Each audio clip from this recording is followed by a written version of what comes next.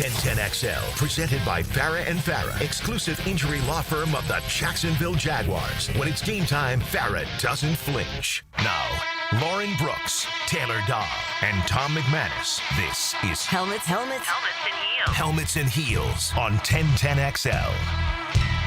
We have no idea if Aaron Beasley is locked outside of 1010XL headquarters or not. He's probably knocking on a door somewhere, but we shall see. All right.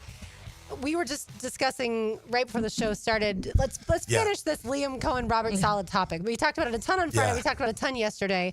Yeah. Tom, I know you rewatched the game today. I rewatched it yesterday after watching it on Sunday, and I feel like there he is. He's here. He was allowed.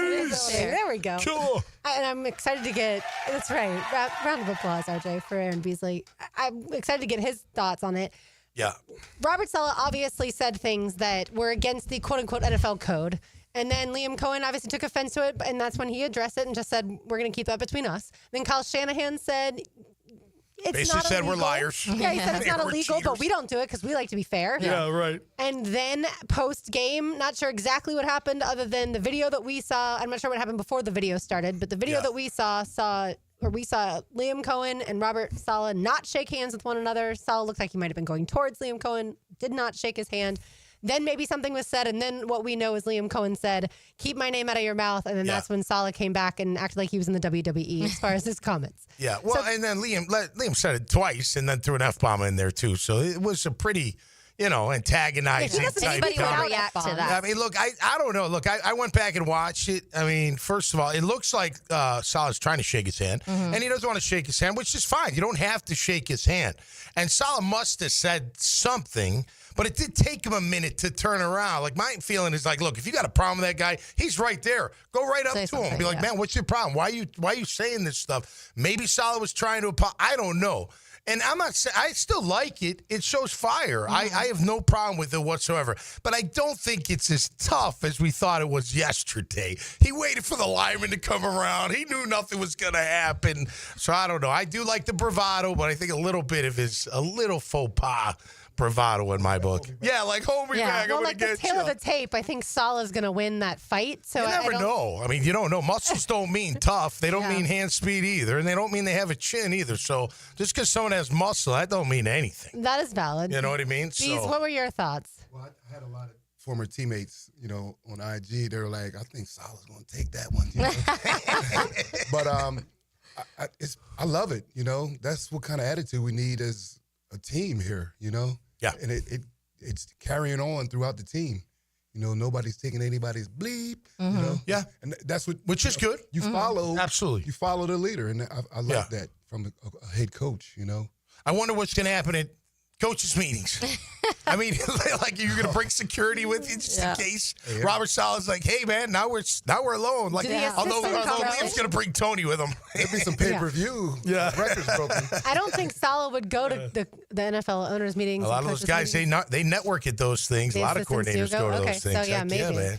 They may not be involved in the actual head coach meetings, but they're networking down there. Yeah. There's no doubt. Yeah, I think both sides' reactions were valid the way that it went at the end.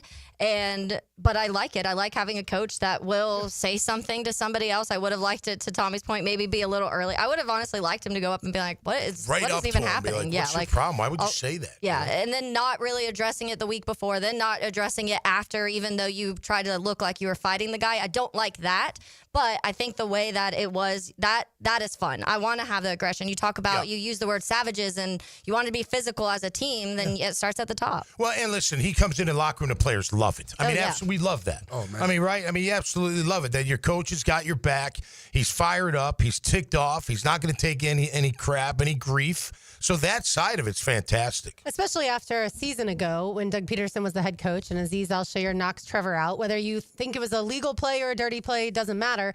After that game, you saw Doug Peterson go and give a hug to DeMeco Ryans instead of get in his face, which I think Liam Coen would have done that if something like that were to happen to his player. Yeah. I don't know. I don't want to go back to that hit. Nobody's going to like what I have to say. I mean, I didn't want Trevor getting hurt like that. I understand the viciousness at the last second of a defender wanting to hurt the player, but it's still illegal. I know your take. Let's get to the second quarterback. But, I don't know. What's But if the Doug supposed to go Cobra after the head coach on that? That's just kind of that was, I don't know. That's just a physical play that was late and it was flagged properly. But this was someone calling you out during the week saying, like, yeah, they have a way to steal things and get an advantage as an offense because Liam comes from the system of, the Rams and there's a connection to Minnesota. And then the head coach, doesn't fix it. He's like, no, we're honest. We don't do we that. Just don't do it. Yeah, Shanahan's involved in that same that same offensive style. Shanahan's a part of that, and so no doubt. That's why it was just But he's not going to say, "Yeah, I do it too." That's not happening. Who doesn't steal signals? No, right. I mean, we used to get trying. Well, probably past the statute of limitations. But when I was 7 years, on you're way another past. team, we used to watch the TV copy. You're not supposed to watch that, right? And you could hear certain things. That we watched it for Elway.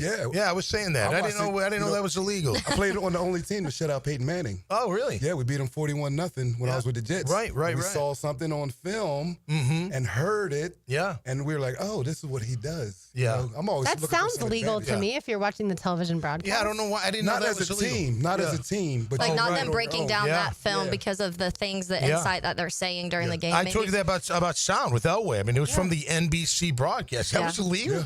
Oh, I didn't know that. I was like, this is great. I can, you're like, oh, I can hear that out there. When he did it, you're like, oh, yeah, that makes Well, a we lot of figured Peyton sense. Manning didn't really call his play until 10 seconds. So we never moved our alignment. It looked like we were playing across the board coverage, but we would be in cover 3 or cover 1, but he never knew. Okay. Because then when he got to 10 seconds, we got into our formation. Okay. And it was like he called 3 timeouts in the first quarter. Oh wow. Just because of the confusion. Okay, let me ask you this, because there were delayed games Sunday for our Jags. I was watching on the replay today. The one that was a delay game. The second one was a timeout, right? He called timeout before. The first one, he didn't break the huddle till 14 seconds to go on the play clock. And then he tried to audible, and it was too late, right? So then that was that one. The second one, which was back-to-back, he didn't break the huddle he didn't get the call till like 14. Yeah. So he's in the huddle. So my question is, how would Peyton Manning do that and not have any delayed games? You know what I mean? Or were they? Because you confused him so much. But if he did it, if he's calling plays with 10 seconds to go on the play clock, you know what I mean? Like, how does he do that? Well, what happened was he would call his play that they're going to run. And then we would get into our coverage. But it looked like a 2-shell. Right. But then we get into our 3-shell, and he was like, "Oh no." Okay. By that time, it's 5, too 4, late. 3, Too 2, late. I 1. got you. Couldn't audible. Yeah. Well, I think the one audible, he shouldn't have tried to audible. He's just got to run that play.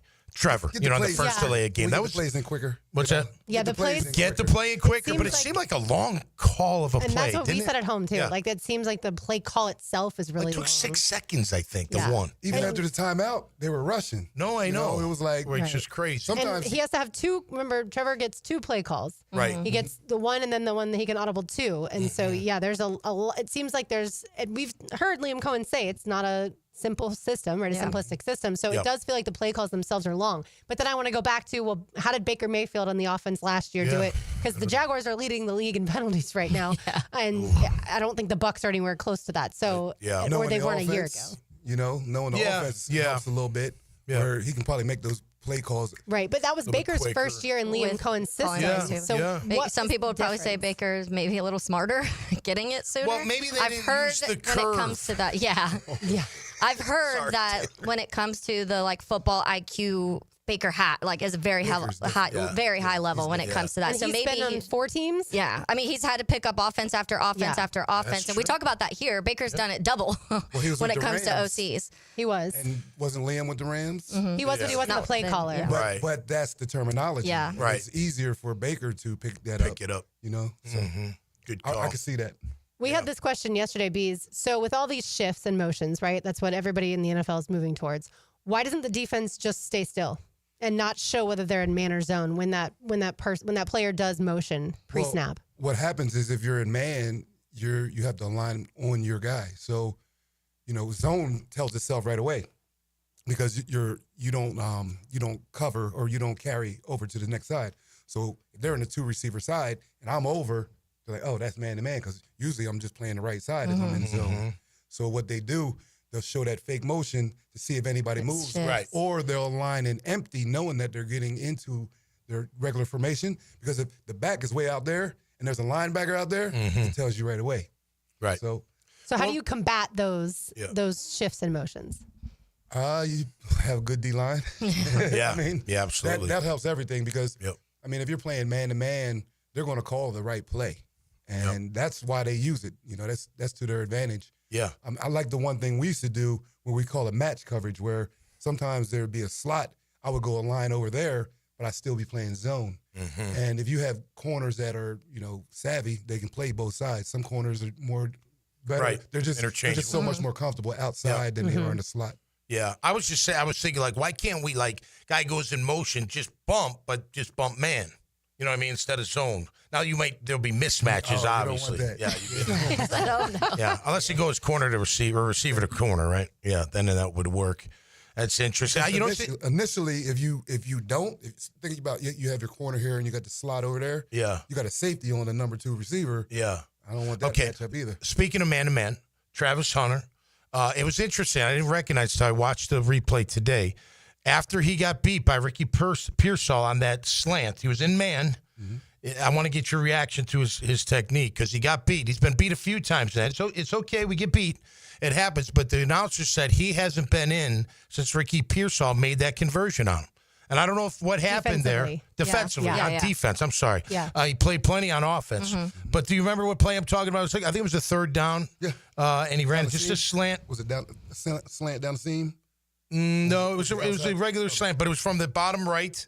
And he was on him, and he was pressed up on him, but he let him get inside, and it was pretty easy pitch and catch. We call that opening the gate. He didn't use his hands at all. He didn't slam him at all. And that's what I was talking about a couple weeks ago, that you have to mess up the rhythm of the play because they throw on air most of the time, quarterback to receiver. So they have that chemistry, that timing, you know, when the time clock, and they know exactly where to throw the ball. So if they practice that release, they have the same timing in their head because he's practicing against fake press. Right. Like a guy not putting hands on him. But if I put hands on him, it slows down everything, and he might have to pump that ball. Right. And at the same time, it creates, you know, chaos for the O-line. Yeah, I'm not sure exactly what happened to your point, but I do know that when asked about it after the game, we talked about this yesterday, Liam said that they're going to keep that in-house. As to why he didn't play defense in the second half. Wondered, so something obviously was amiss. I don't know if Travis wasn't doing what they wanted him to do or... Right. Maybe they didn't trust him out there playing that kind of coverage. Yeah. I don't know. I don't know either. Obviously, Buster Brown certainly got a lot more snaps at DB in the second half. All right, we will keep the Jaguars conversation going. I want to ask these three, what grade would you give the Jaguars through the first month of the season? You are listening to Helmets and Heels on 1010XL 92.5 FM. Putting the fence in defense. The ball comes out! The ball has come out! Each week, Superior Fence and Rail presents the Defensive Player of the Game on 1010XL. Tired of high energy bills? Replace those inefficient windows and patio doors now with the big BOGO event. Buy one, get one 40% off replacement windows and patio doors. Plus no money down, no payments, and no interest for 18 months. This offer expires September 30th. Renewal by Anderson, proud partner of the Jacksonville Jaguars. Visit bestwindowsflorida.com to schedule your free consultation. License number CGC 1527613. Hey guys, Taylor Dahl here of Helmets and Heels. Chick-fil-A has something brand new on the menu, and it's only here for a limited time. Introducing the Pretzel Cheddar Club. The sandwich comes on a warm, buttery pretzel bun, a slice of cheddar cheese topped with 3 strips of applewood, smoked bacon, fresh lettuce, and tomato. And the kicker, a creamy Dijon mustard sauce on the side that takes this sandwich to the next level. Try it grilled, spicy, or the original Chick-fil-A chicken. Don't wait. It's only here for a short time, so stop by Jacksonville Chick-fil-A locations and try the Pretzel Cheddar Club today. Helmets and Heels, backed by Green Law Group on 1010XL. I'm with Greg from Cycles of Jacksonville. You're on-road, you're off-road, now you're on the water. Greg, tell everybody what Coach and Honda is offering in the form of boats. We've got the Honda boat, which is a great runabout fisherman. We've got the Coach boats. They're fantastic for getting out with a family. Nice lay-down beds, all with that legendary Honda motor on. Check them all out. They're waiting for you. You can see how you can be on the water with Honda or with Coach pontoon boats. Cycles of Jacksonville on Atlantic near Regency. Scholar athletes prepare themselves to win at life. 1010XL and Southeast Orthopedic Specialist shine the spotlight on the Scholar Athlete of the Week. Wednesdays on The Frangie Show. Checked by The Plumbers and Pipe Fitters Local Union 234. Now the Performance Painting High Performance Play of the Game. Performance Painting. Prepare, protect, preserve. When Jacksonville needed it most, Parker Washington showed that his specialty is simply being special. In the third quarter, the teal and black punt return man would take the ball 87 yards to the crib, giving the Young Guns a 26-14 lead with 2:22 left in the period. The punt return score is your Performance Painting Play of the Game. Hi, folks. Jason Parker here with Performance Painting. Ever wonder what to do with leftover paint that you don't want? Here's a few options. Paint can be placed in the regular trash if it's dry. Simply stir in kitty litter to a thick consistency. Then wait a few days with the lid off till it dries. Also, if the paint is good, there's many charities or churches that would love to have it. If you'd like more tips or have a project, we'd love to help. Go to performance-painting.com. Performance Painting. Repair, protect, preserve. Performance painting. DivorceMenOnly.com. This is Kenny Lay of Kenny Lay & Associates. Our firm specializes in representing men in family law. That's all we do. That's our only focus. We can help with all of your family law needs, such as divorce, custody, alimony, and child support. For over a decade, we have helped thousands of men with these types of issues. We even have an appellate division ready to challenge a judge's ruling. If you need a family law attorney, go to DivorceMenOnly.com. DivorceMenOnly.com. Offices, Jacksonville. If you're 55 or older and into that whole saving money thing, T-Mobile has an exclusive phone and internet bundle just for you. Right now, get 2 unlimited phone lines plus 5G home internet for just $30 each per month with autopay, plus taxes and fees. And with 5G home internet, setup is easy with just 1 cord and no technician needed, which is great if you're also into that whole keeping it simple thing. Switch now and experience the best mobile network in the U.S. Visit your local store to start saving. T-Mobile, it's better over here. Based on analysis by Ookla speed test intelligence data Q4 2024 to Q1 2025. Ookla trademarks used under license. Unlimited on our network. Customers on voice plan may notice speeds lower than other customers and further reduction if using more than 50 gigs a month due to data prioritization. Video streams and SD on this plan. Home internet pricing after $20 a monthly bill credit plus $5 per line without autopay. Debit or bank account required. See 5G device coverage and access details at T-Mobile.com. 1010XL, presented by Farah and Farah, exclusive injury law firm of the Jacksonville Jaguars. Focused, fueled, fearless, Farah. Taylor Dahl, Tom McManus, Aaron Beasley, RJ Saunders. I'm Lauren Brooks with you on this Tuesday afternoon in Jacksonville, FLA. We had a question on the text line designed by Lifetime Enclosures. So if y'all have questions, certainly you can ask them. 904-641-1010. So we'll get the answer to that question before we get to the grades for the Jacksonville Jaguars through the first month of the season. But Taylor, who's asking about the illegal shift? Yeah, 7868 said, can y'all explain the shift motion penalties? Because I see a lot of players still moving as the ball is snapped all the time with no penalty. Right.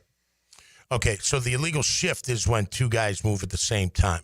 They're supposed to get the second guy that moves has to wait till the first guy that moved gets set. And if he doesn't, they're going to call illegal shift. Yeah. So even though they're moving, you know what I mean? So teams that don't get called, they wait till they're set. So you see them moving, you're like, well, why isn't it being called? Because the first guy already set, okay? And then the other, like Bees was saying, that illegal motion. The illegal motion is they're in motion and they're going upfield before the snap of the football. Can't go towards the line of scrimmage. Can't go towards the line of scrimmage. You got to stay parallel to that line of scrimmage. It's not Canadian, right? It's Canadian football. You can, right. I mean, if we can line up, if the defense can line up not offsides and not have those penalties and not neutral infractions, and the offense can line up without false starts and illegal shifts and illegal motions, this team could be 4-0. Right. No, you're right. But think about this. It all makes sense. Like if the play gets in late, and then I got to get set, and then I got a motion, and I got 2 guys motioning, that second guy is going to leave because he's worried about the play clock, and you're just, you know what I mean? Like that's where this whole thing could become is Liam a problem. Coen taking too long to decide what play? Is the play call itself too long? Like that's what we don't know. Okay, well we know he gives them 2 plays. So he's got to sound out those plays. Right. So if he started, 35? What did he start at, 35? What's play 35, clock? yes, 35 seconds. So him getting it out is probably 7 seconds or something. But you don't get it right out on time, right? It starts clicking before you even probably start looking. So maybe you get the call at 22. That should be plenty of time. But if you audible, then you could cut it close. But like we said in the earlier, he got the one call at 14. Yeah. And you're like, okay, you got to get the call and get up there and go. So is that on Liam not getting the call to him in time? Yeah, and you can't audible. So you got to know that the clock, like you just don't have Where time you to are, audible. yeah, You don't at the have. clock. And that's a lot to manage. And again, we talked about this at the beginning of the season. Yeah. Trevor Lawrence, through his first 4 seasons, wore the wristband. Right. Play call comes in, and Right. I don't know that he was always getting 2 play calls on every single play. I think that's new for this year too. But he had the wristband. Sometimes just one play. Yeah. You snap the ball, or you get your play call. You're in the huddle. You snap the ball. You move along. Yep. Now he's got the 2 long play calls, and that's on every single play. And yeah, he doesn't have the wristband either. Yeah, they weren't getting called a lot last year, sorry. But there was, even last year, I remember the clock was already at always at 5 seconds by the time they got it off. And you're watching other teams, and I was like, why does the communication feel a lot better other places? Some of it's intentional. Sometimes, obviously, they're letting that clock go down for different reasons. But it always felt like it was last second that they're finally getting that ball snapped in Jacksonville. And that obviously is catching up to them this year because you're getting actually penalized for it. And off of what Tom said, he gets that play.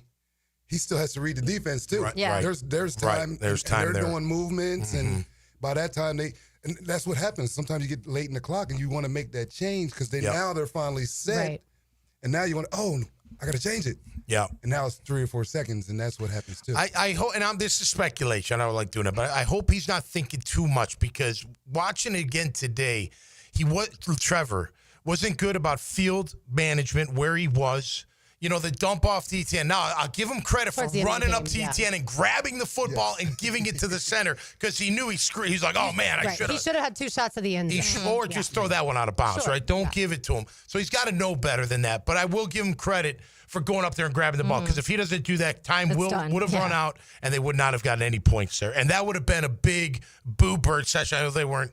That would have been a big problem. They weren't at home. And that's but still, the you'd be like, situational oh, man. awareness that Right. Liam has preached that they have to improve, especially Trevor has to improve. But Liam has said that Trevor's done a fantastic job when it comes to reading defenses and calling those protections or changing the protections, audibling the can system. So I feel like it's You so just can't easy. do it all at one time? Yeah, it's so easy to criticize quarterbacks, and then it's also sometimes doing a lot. you're marveling at everything they're doing. Well, I mean, look, we're talking about a fifth-year guy. Sure. He's, I mean, even the one where he slides out of bounds. Like, what are you doing? Don't slide. Right. You Go should have down. started the Hunter slide knew what earlier. to do. Yeah. He already caught. He fell down. He didn't even He's care, initiated the slide in bounds, Right. but he didn't Yeah, get it was down too late. until out of It was bounds. too So late. yeah, it was too You late. got All it. right, let's Sorry, fix- really no, quick. go Do ahead. you guys remember I think it was 2 seasons ago with maybe 3 with Russ in Denver when the crowd would count down because they kept getting false starts, and so they would the fans would be like 10, 9, 8, so that Russ knew when. That's what I do at home. They just can't hear me. And then I'm not allowed to do it in the press box. But no.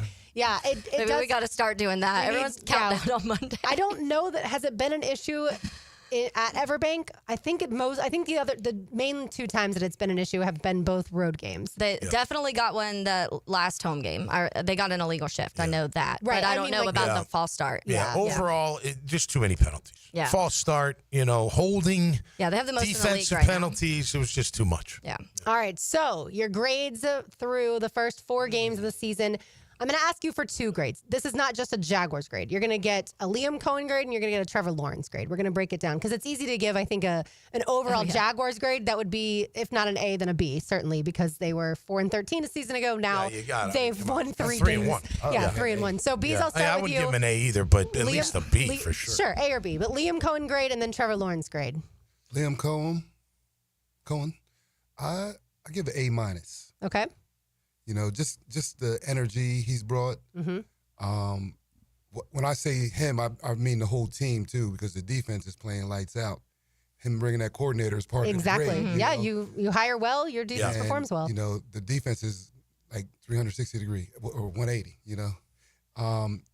Trevor, I gotta give a B-. Okay. Tom's over here shaking his head. Just because there's still some decisions. Yeah. Like throwing the ball out instead of throwing it to Trevor Etienne. Yep. Some of the Travis Etienne. Yeah. Travis Etienne. That's his brother, right? Yeah. Trevor's his brother. He plays for the Panthers. And then some of that Cincinnati game still eats at me. You know, the interception down in the red zone, the turnovers, you know, it's still there. You know, he's finally over the 50-50 with the turnovers. And, you know, but I feel like the way he's playing, it's going up, though. You know, it's not that he's going back down to where he was. I feel like he still has a lot of room to grow. That's why I give him a B-. Okay. All right. So A- for Liam, B- for Trevor. Tom? Yeah, I think with Liam, he deserves an A, just because the culture's changed. I mean, it's totally different. You can see it. You can see it in their attitude. You can see it how they run block. You can see how they punch the ball out. That's all attitude. And it really is. It's all will and attitude, right, Bees? I mean, that's not – I mean, some of it's technique, punching the ball out, but that's all just change in the attitude. So I'll give him that. Trevor, I'm not going to be very nice. It's still the same. He's really good at times. He looks great. He went 8 for 8 on that one drive. The rest of the game, missed some throws. Could have had 4 picks. I mean, first of all, the penalties were very tic-tacky. I mean, both sides. I didn't like either. Like the holding you said was tic-tacky. But you know what? They had to call it because they were tic-tacky the whole game on both sides. That interception, he barely grabbed him. But it was still a grab, and it was a tic-tac. Mm-hmm. So they called it. So it's okay. But the 53 undercutting that one pass, hit him right in the hands. He should at least had a pick. Warner could have had 2 picks, or at least close to it. He's got to be better with the football consistently. He's got to be better with awareness. What was the game where he ran like 7 yards over the line of scrimmage and still threw the ball and then complained that there was PI in the end zone when he's way over the ball? So like I don't think he's been good at times like he always is, right? There's no doubt. You're like, all right, he made a play. I'll tell you, this past Sunday, he made a play where he just last second he was going to run, flicked it to Strange. Beautiful. It was a beautiful play. He'll make plays like that. The out throw, by the way, to Brian Thomas Jr. is unstoppable if he throws it in the right spot, and he normally does. Yeah, we have been saying that. And it doesn't matter if it's 7, 10. The coaches that whatever. That's uncoverable. Keep throwing me down. He'll hit that all day long, right? Yeah. He'll hit that all day long. So there are things that he does very well, but there are other things that he doesn't do well, and he's got to get better at. He's got that awareness has got to be better. I don't care how many plays they make him on. That's the job. You got to know everything. That's why you're paid the big bucks. That's why they're starting quarterback. You got to know everything. You even got to know awareness. Now, maybe C- is a little harsh. I get that. But he's definitely in the C range in my book because he's got to be better. I don't think he's the one carrying this team. I think our defense, by the way, I got a problem with the defense. You'll hear about it in the takeaways. Okay. But our defense has been carrying us, our O-line and our running game. He's still performing at times good, but not good enough for me. I think his play has got to be a lot better. All right, C- for Trevor and A for Liam Coen for you. Yep. Taylor? Yeah, I think mine's very similar to Tommy. I would give Liam an A for sure. I think a lot of things that have gone well when we talk about the play calling in general, but I think one of the biggest kudos and also giving the love to the running backs, but getting this run game to look the way that it does. And Etienne's great. We've seen Bashal Tootin and what he's been able to do early, even when LeQuint's out there, you feel like it's successful. So that is one of the biggest positives I see in this, and I give a lot of credit to Liam Coen for that because he took backs and let Etienne do everything that I've been saying. Why hasn't he been doing this last year? This is his strength, those perimeter runs, getting him into some of that open field, and then using Tootin in the moments when you need him to just run over some people in the middle in between those tackles. So that I give a lot of love to Liam Coen and a lot of credit to Liam Coen. In that same light, I think that the run game has made the offense look a lot better than it actually is. And I think the passing game has not looked very good to me, honestly. I think there's a lot of struggles. You talk about the drops. They're bottom 10 in third down. They're bottom 10 in the red zone. Trevor, 5 and 4 is not good enough when it comes to that touchdown interception ratio still, especially you play the Texans, which, okay, that their secondary is very good. Outside of that, you haven't faced a lot of really good secondaries. So I just think there's a lot of work that still has to be done. Not saying they're not fixable things, because I think they are. And I think that the more comfortable you are in this offense, those things should improve. But I think I would say C- for Trevor too. Okay, so A and C- for Trevor. Yeah. How about you? Liam Coen, I think it's an obvious A to all of your points. Yeah.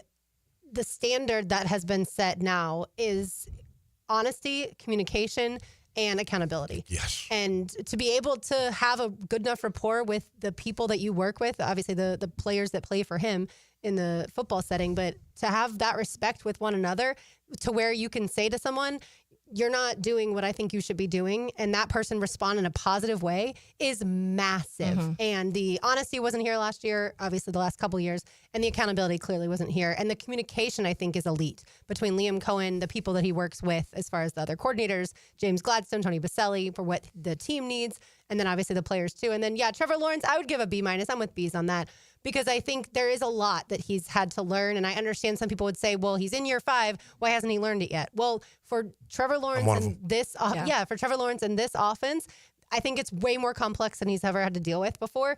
And I do think that he was a bit shell-shocked the last 2 seasons from injuries. And now he's finally got time. And so I think we are going to see the trajectories continue to increase with him once he realizes he can go through his progressions. He's got time to do that. I don't think he's really had that the last season and a half. And so, it has to improve for sure. But there are moments that I think this Trevor Lawrence looks so different than the Trevor Lawrence we saw the last 2 seasons. Baker in his first 4 games last year, 8 touchdowns, 2 picks, and doing the same difficult offense. Yeah, Baker Mayfield is a better quarterback than Trevor Lawrence. I don't think anybody's going to argue that. Yeah. But Trevor does seem to be more comfortable running the football a little bit this year, too. I think that's going to work to his advantage. But overall, I don't blame either of you for giving him a C-. Like there are too many times that, whether it's the third quarter of this game or the second half this past game, right, that he's not in a rhythm. Yeah, and look, again, he does some good where we go, wow. And then I think that gets us to where we may allow the other stuff, because he does throw some really good throws. And there have been drops. That's legit. That's absolutely legit. And then there are throws like, his receivers bail him out. Like Brenton Strange made an unbelievable catch. It was behind his head. He's going this way, and it's behind him. Yeah, Travis Hunter going up and getting him. Travis Hunter. Now the big one down the middle. Yeah. I think he just had to throw it down. It was a ballsy throw, for the record, because he's in the end zone, right? So I'm not going to judge him for that too much. I think that was just a fantastic catch. But his receivers still helped him. Yeah. Without a doubt. You got to help. And by the way, yesterday, the out throw to BT where he didn't get the foot down. Oh, you got to drag that foot. I rewatched it. I'm like, is he throwing it too late? He's not throwing it late. You're even looking at the ground. Your 1 foot's touch, and you're like, to drag it. You got to drag it. There was another catch on the sidelines where BT, the moment he caught it, he shrunk and nobody had hit him yet. And so I do still wonder how much of that is still in there. All right, Tom's takeaways on the other side. We'll keep the Jaguars conversation going. It's 1010XL 92.5 FM. This is Helmets and Heels. Fought for you by Green Law Group on 1010XL. Hey, it's Travis from Cannons of Jacks.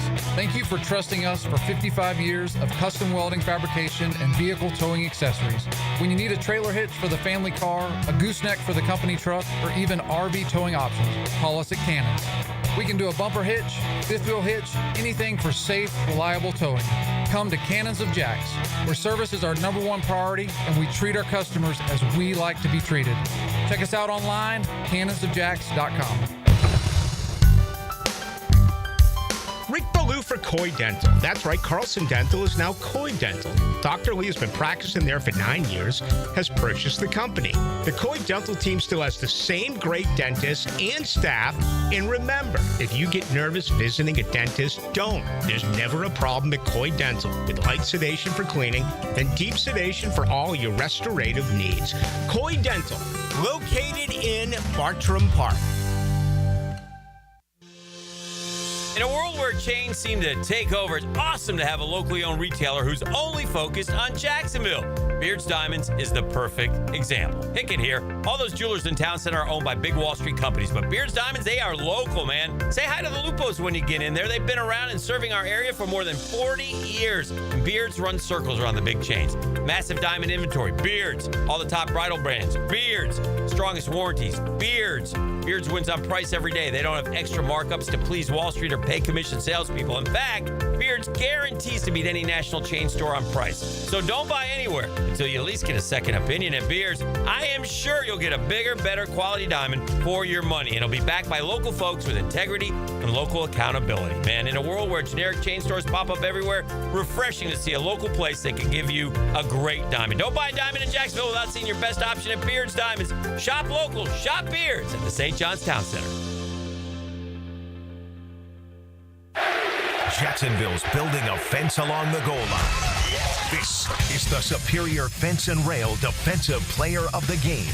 Superior Fence and Rail, where quality matters. Devin Lloyd was golden while in the Golden State. The Jacksonville linebacker recorded 8 tackles against San Francisco and would also nab 2 interceptions in what was a special day for him. He showed the moxie, brains, and spunk. Number 0 was certainly a hero. And he's your Superior Fence and Rail's defensive player of the game. You waited forever for your new fence. Then strangers show up. Subcontractors rushing the job. Sent by the company you trusted. Frustrating, right? Superior Fence and Rail promises better. Their professionally trained builders deliver quality you can trust. No subcontractors, no shortcuts. Just the superior craftsmanship your home deserves. When you're on the fence, about a fence, SuperiorFenceandRail.com. When storms start to crop up in the Atlantic or Gulf this time of year, having a solid plan to handle anything that sweeps through the First Coast is very important. That's where American Electrical comes in. Ensure your home's safety and comfort with an American Electrical home generator. As the area's leading home generator dealer and installer, American Electrical can offer you easy installation, simple maintenance, and peace of mind. Schedule an assessment by simply calling the team at American Electrical. They'll walk you through the best generator for your home or business. Log on, american-electrical.com. Checkmate Coatings. Your floor's missing piece. Yo, Jacksonville, Hickens Hype. Checkmate Coatings crushes it with floors I'd put in my own pad. I'm Brendan with Checkmate Coatings. We coat it all. Garages, pool decks, driveways, and patios. Be the envy of your neighbors. Rush to checkmatecoatings.com. Checkmate Coatings, your floor's missing piece. Checkmate Coatings. Your floor's missing piece.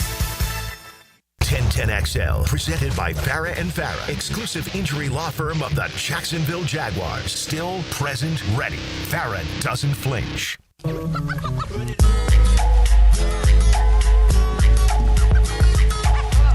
Jaguars in the house, as well as Taylor Dahl, RJ Saunders, and myself.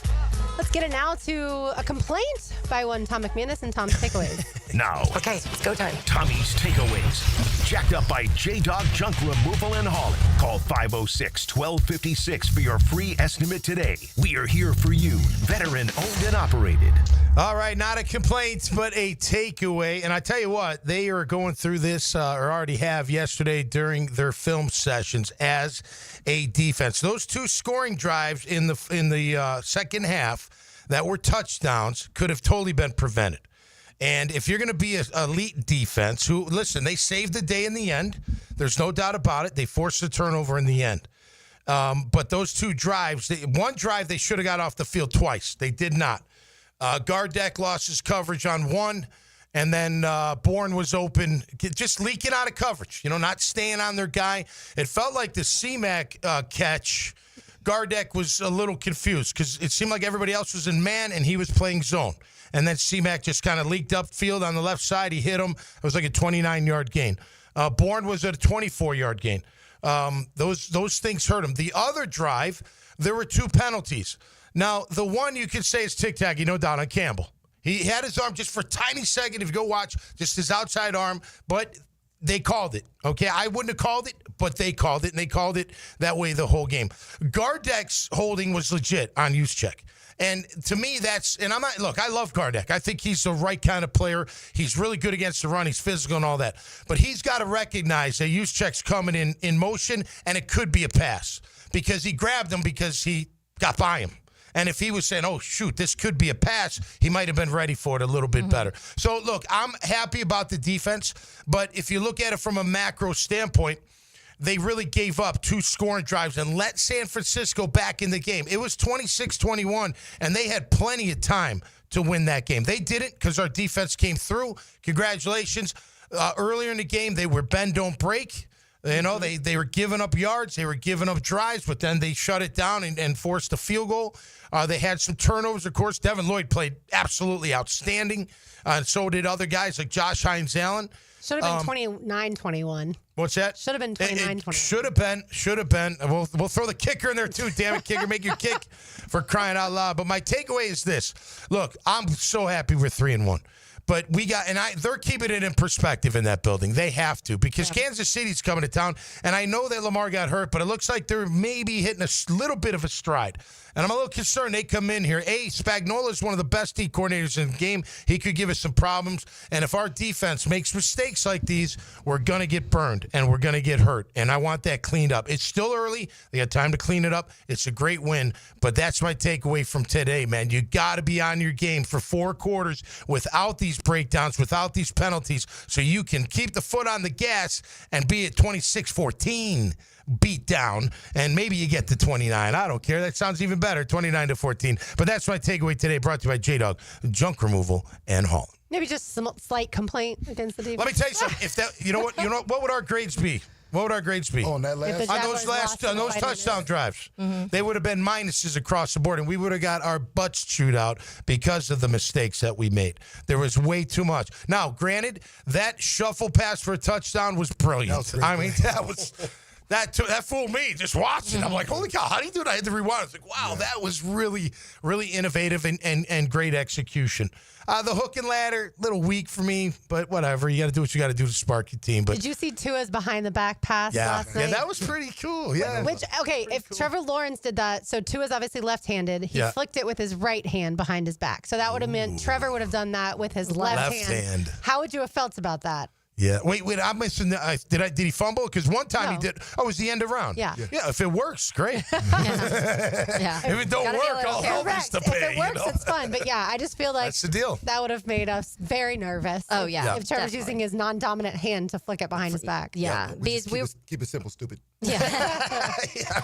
We were talking about it quite a bit yesterday, though. But Devin Lloyd, how well he's played through. What are you seeing from him? Like, what is clicking this year that you're seeing? It's looked like, he's figuring the game out, the speed and the rhythm, because he was a liability in the past, but now he's staying out there. It looks like he's studying some film, and he knows what's going on. It's amazing to watch. I'm glad for him, because we talked about it, because I always tell him you need to work out with some DBs. Yeah. It looked like he's been in the film room. That's leadership, too. I'm sure Jordan brings all these guys together. Yeah. They watch film together. They all got the same eyes and see the game together. Jordan doesn't Jordan Lewis. Jordan Lewis, yeah. I'll tell you what, I think they simplified it for him, but he's gotten better.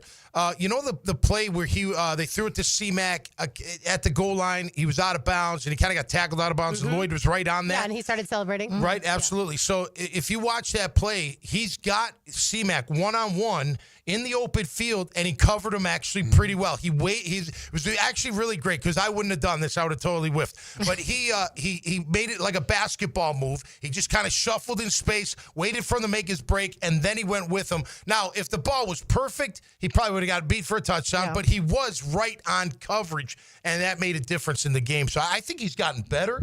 And look, his instinct to find the football is ridiculously good. I mean, it always has been. He's always been good against the run. I know people try to give him grief for it, but no. You watch him against the run. He makes almost all the tackles. He makes as many tackles or almost as a Lewican. He's in on so many plays. He's physical. He's a thumper. He's really upped his game. I can't say enough of great things about Devin Lloyd, man. He's just like we've been talking. These guys that you think are, they didn't do his fifth-year option. They don't like him. They're going to get him. Blah. He comes in and says, well, watch the year I'm going to have. ETN's doing it. We're seeing other guys do it, too. It's absolutely Money's great. On the line next year. Yeah, no doubt. Yeah, absolutely. Absolutely. In your tail of the tape, you had the San Francisco 49ers a little bit better than the Jaguars 49ers? No. I had us better. Warner would be number one. Right. But I had our linebacker core. Okay, yeah, because other than Warner, I didn't think they had much. And I love Lloyd. And Lewican's great, too. So it's hard to beat, though. Those two are going to be hard to beat. As a group. I'm not going to say they're always going to be the best linebacker on the field. I still think Fred Warner is, even though Mark Sanchez really likes him, I guess. As a group, I think we stood out. And Gardeck's a good player. I like Gardeck. He's physical, man. He's in there against the run. It's funny because he's not the tallest guy, and everyone around him's got a giant. Yeah. He's like the Tasmanian devil. Like, I don't care. I'm just going to go in there and rip someone's head off. So he's doing a good job. That punch out was great. Mm-hmm. That's culture. That's just doing it. And I feel like Dewey's always around, too. Yeah. Like, Dewey's always in the right spot when it comes to those types of things, because he's recovered some fumbles. All right, Bees, before we let you go, how did things go at Duval Charter? I know you didn't necessarily win, but did you play better? Did you play better as a team? You ever hear that sound? I used to miss Monday every day. Watch Price is Right with my grandmother. I remember that sound. When you didn't get it, right? Yeah, I know. I remember that. Well, that's hilarious. It feels like you guys are talking about my team when you're saying beat yourself. You know, and we do that a lot, and it's frustrating. Me and Donovan. That's why I was a little late. I was coming with my game plan. Yeah. Me and Donovan are like, yo, what can we do? They were showing me film on Saturday night at the golf. You know, they were our guests at the Waste Not Whatnot, and it's just like one guy's going over here, one guy's going over here. Yeah. Everybody got a minus, even the guy that wasn't on the field. Because he was supposed to be playing DN. There you go. There's the sun. All right. Well, better luck next week, Bees. Thanks for hanging out with us. We've got more to do on the other side, including Taylor's Tangent and 1010XL 92.5 FM. 1010XL is your home for play-by-play of Bishop Kenny football. The Crusaders take a trip to Tally to battle the Raiders in a Friday night football fight. Bishop Kenny Rickards, 7 o'clock on 1010XL. Jeff Prosser here for Lloyd's Heating and Air. Need a leader for commercial, retail, multifamily, or hospitality projects? Or top-tier residential service? No gimmicks, no mascots, just real expertise and hard work. As your trusted statewide mechanical partner and local family-owned team, Lloyd's is the name Northeast Florida counts on. Visit LloydsHeatingandAir.com. Lloyd's Heating and Air, keeping you comfortable in every season. Helmets and heels. From the Greenlaw Group Studios.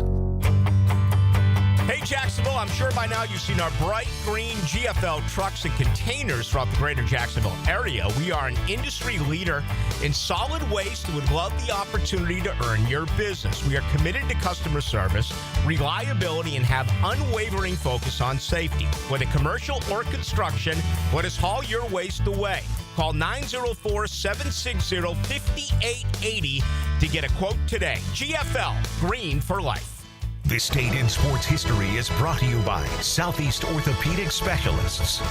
On September 30th, 1992, George Brett gets hit number 3000.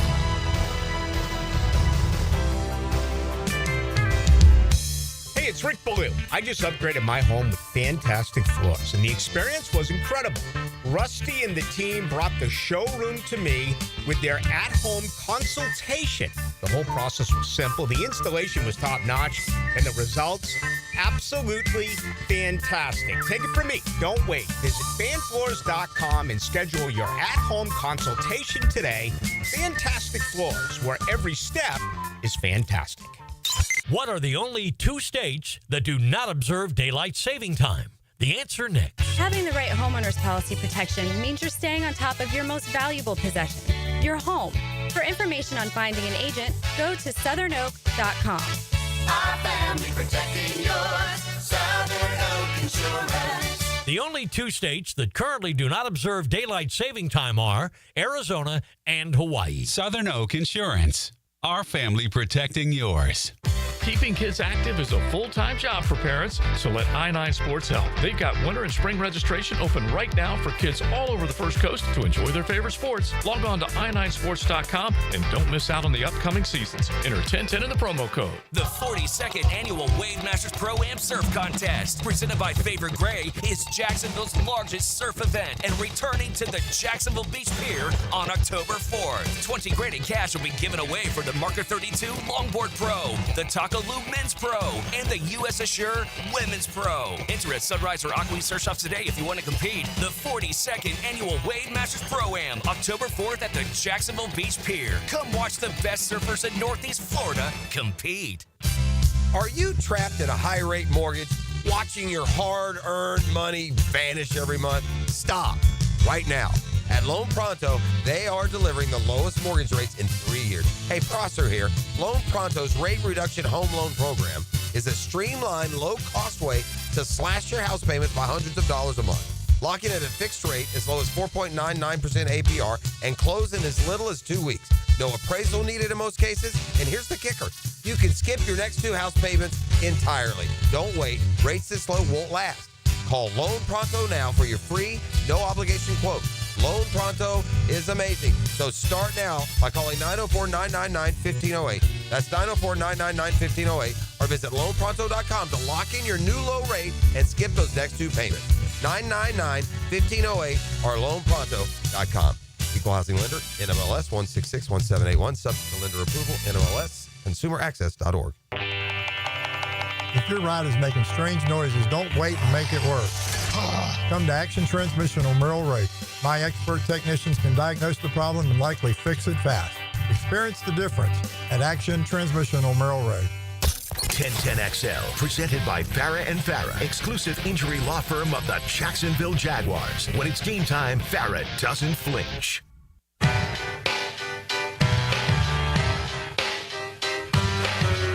Taylor Dahl, Tom McManus, RJ Saunders. I'm Lauren Brooks with you. By the way, RJ, how was Orlando yesterday?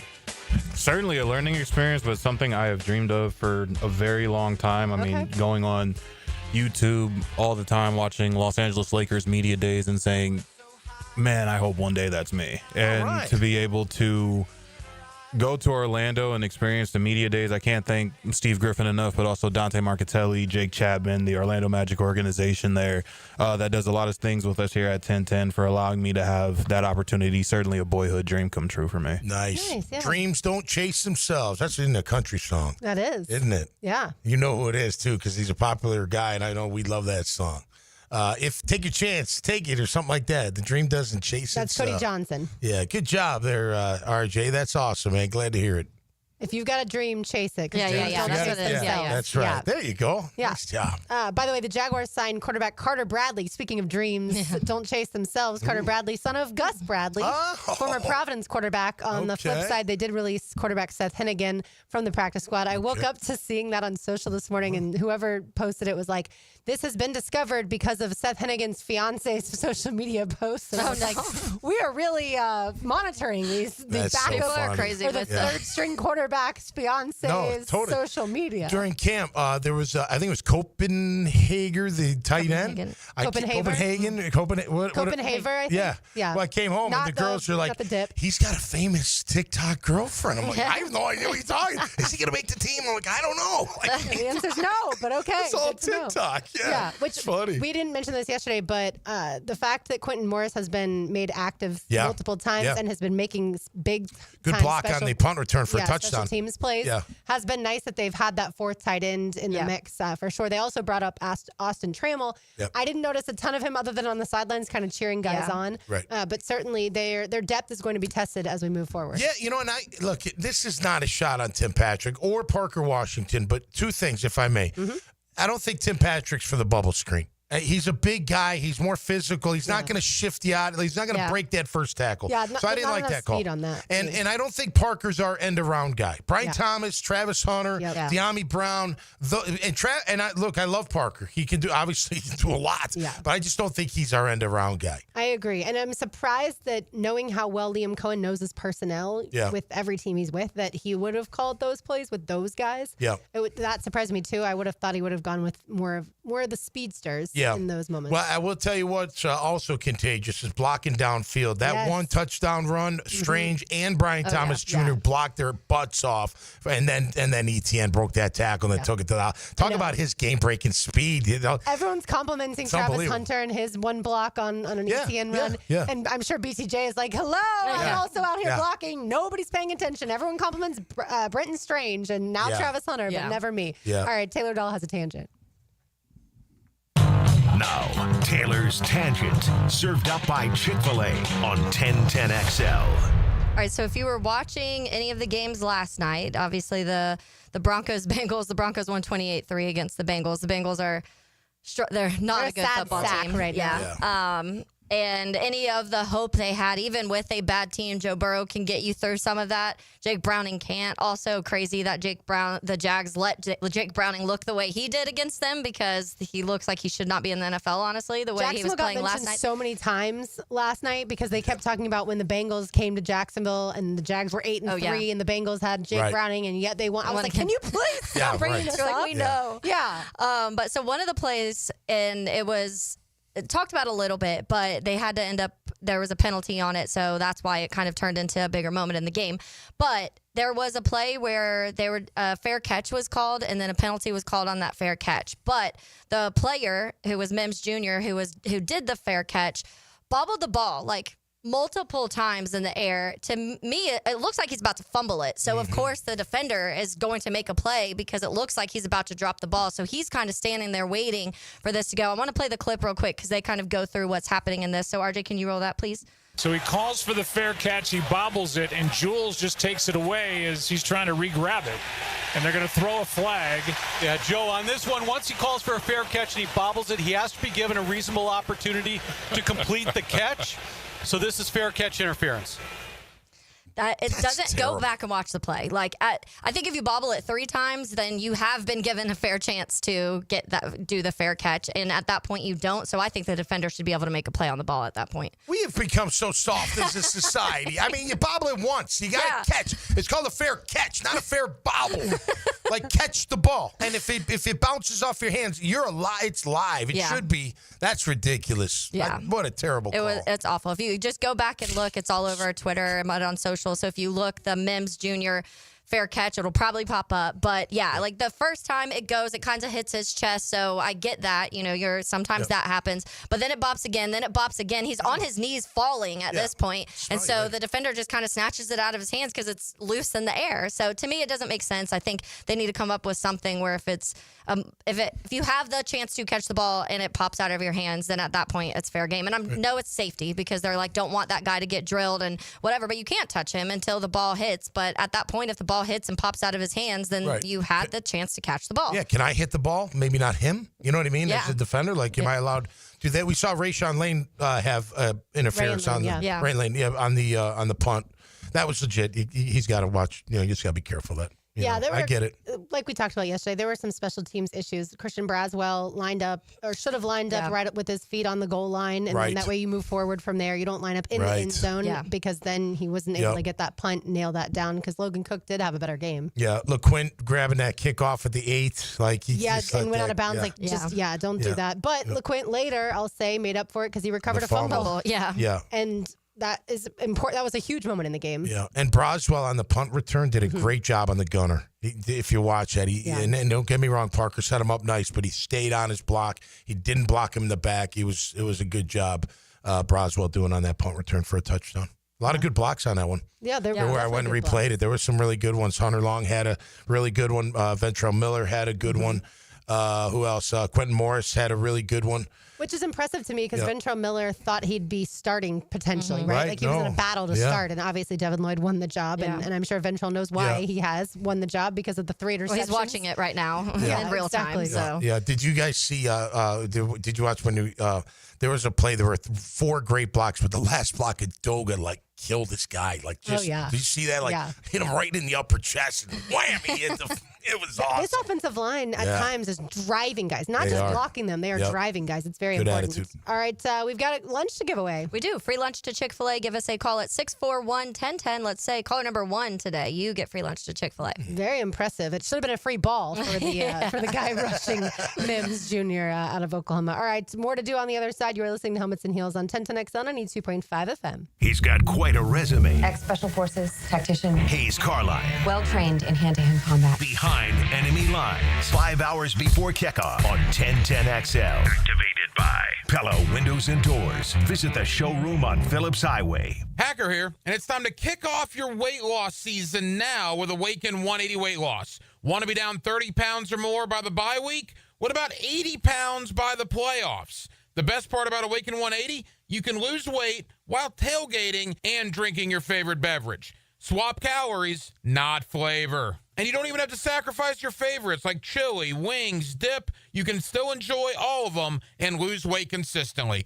Look, Awaken 180 Weight Loss is the best weight loss program I've ever been on. I lost over 100 pounds thanks to the great folks of Awaken 180 Weight Loss. If it's time for you to drop the weight like it was for me without sacrificing all those football season favorites, go to awaken180weightloss.com. That's awaken180weightloss.com or call 844-346-1800. 30 pounds by the bye, 80 pounds by the playoffs. You can do it. I did. You can too with Awaken 180 weight loss. Helmets and heels. Backed by Green Law Group. For the insured. Fighting for you.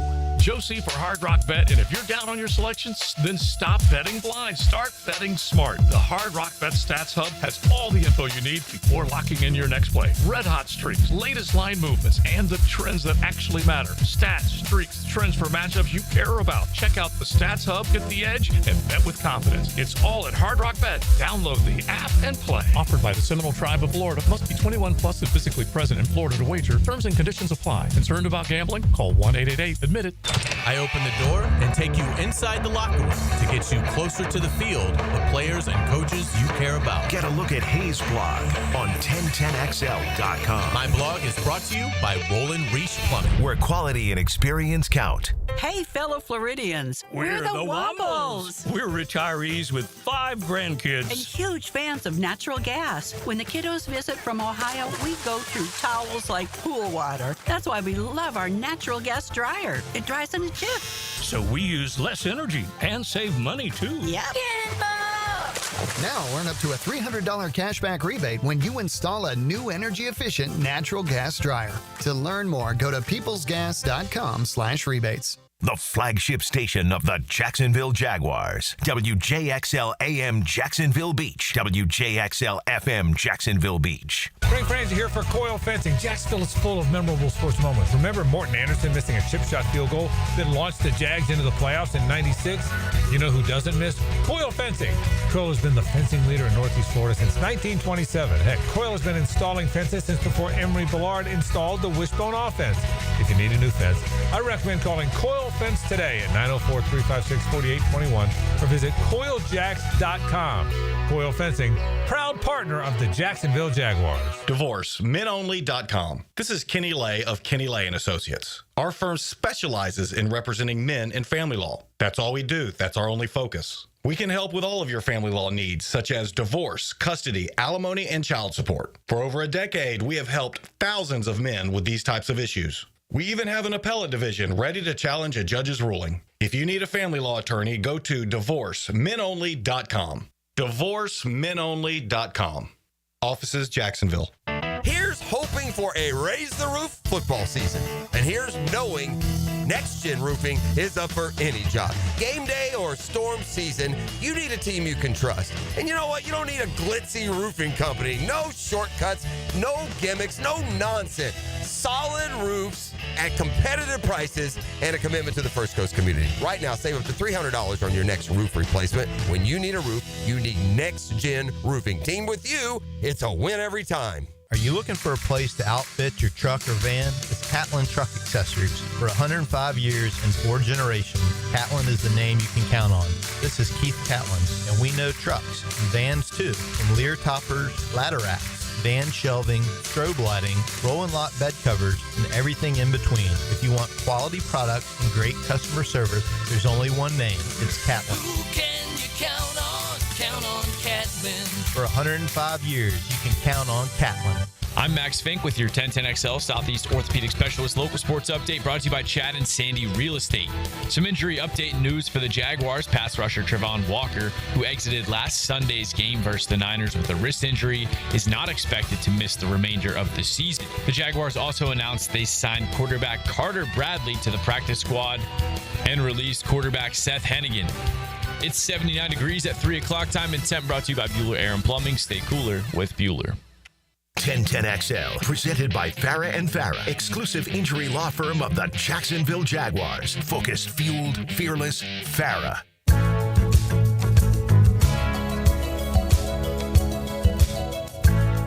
Taylor Dahl, Tom McManus, RJ Saunders. I'm Lauren Brooks with you. Yesterday, I let y'all in on a secret that I don't like to use regular lighters.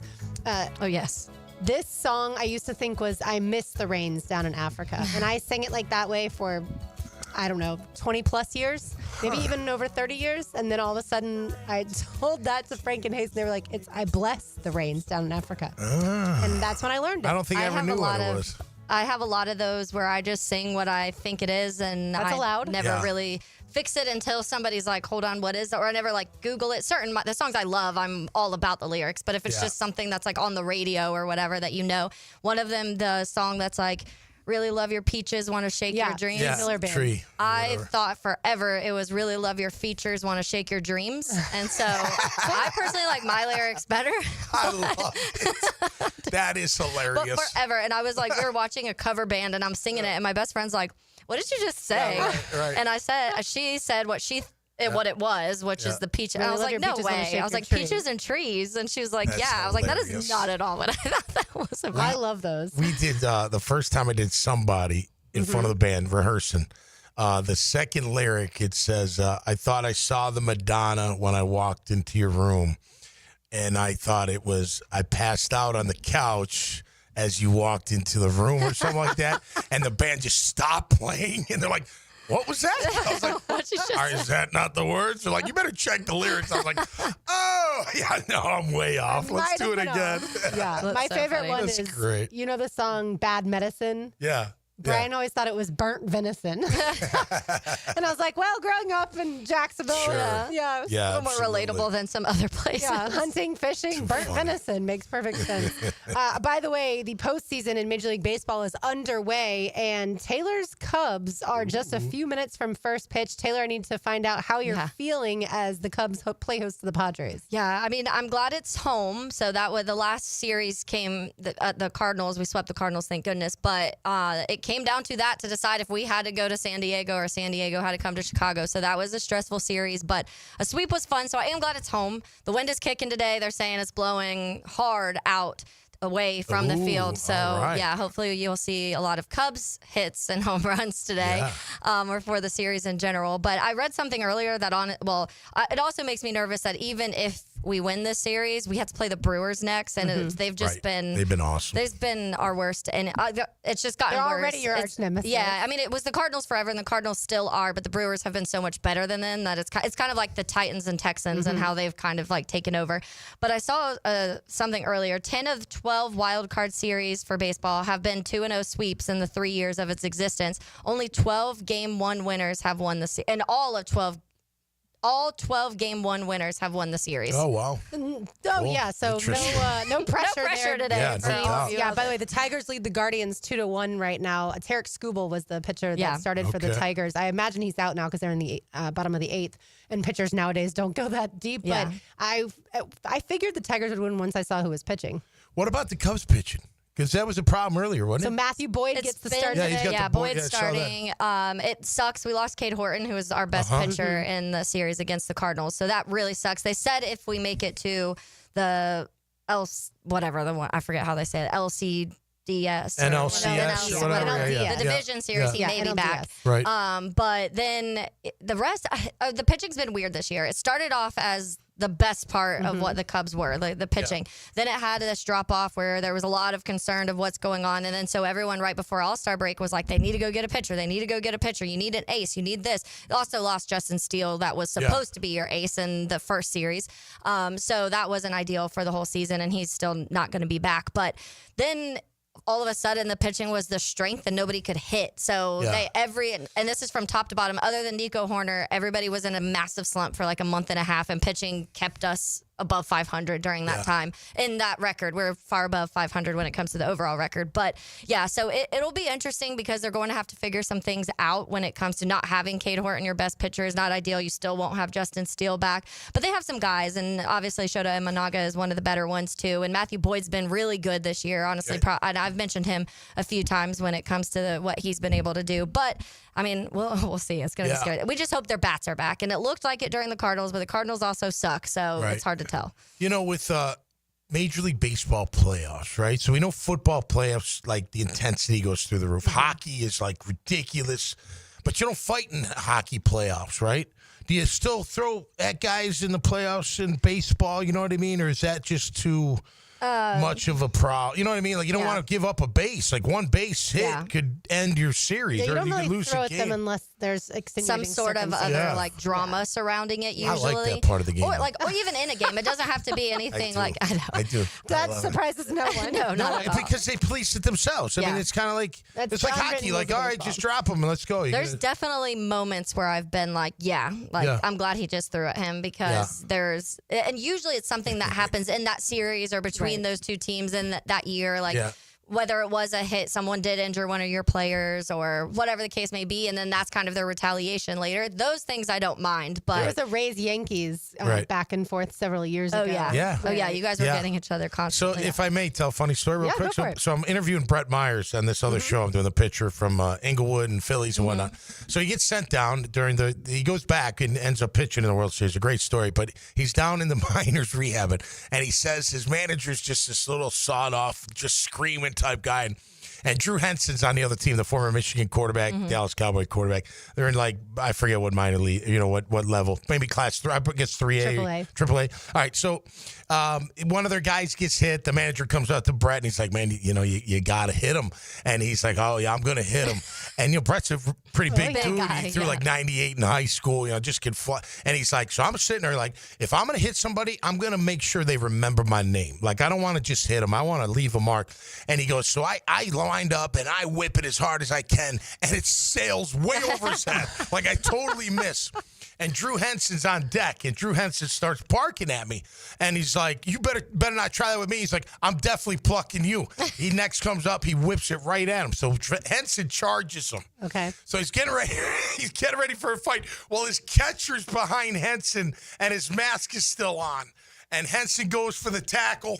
His face, the catcher's face hits him right in his nose. He's like, explodes my nose. Oh, no. He's like, Henson didn't do anything to my nose. It was my own catcher, and it wouldn't stop bleeding. We had to put 2 tampon things in my nose to stop the gushing. I'm like, you got to be kidding me. He's like, it was unbelievable.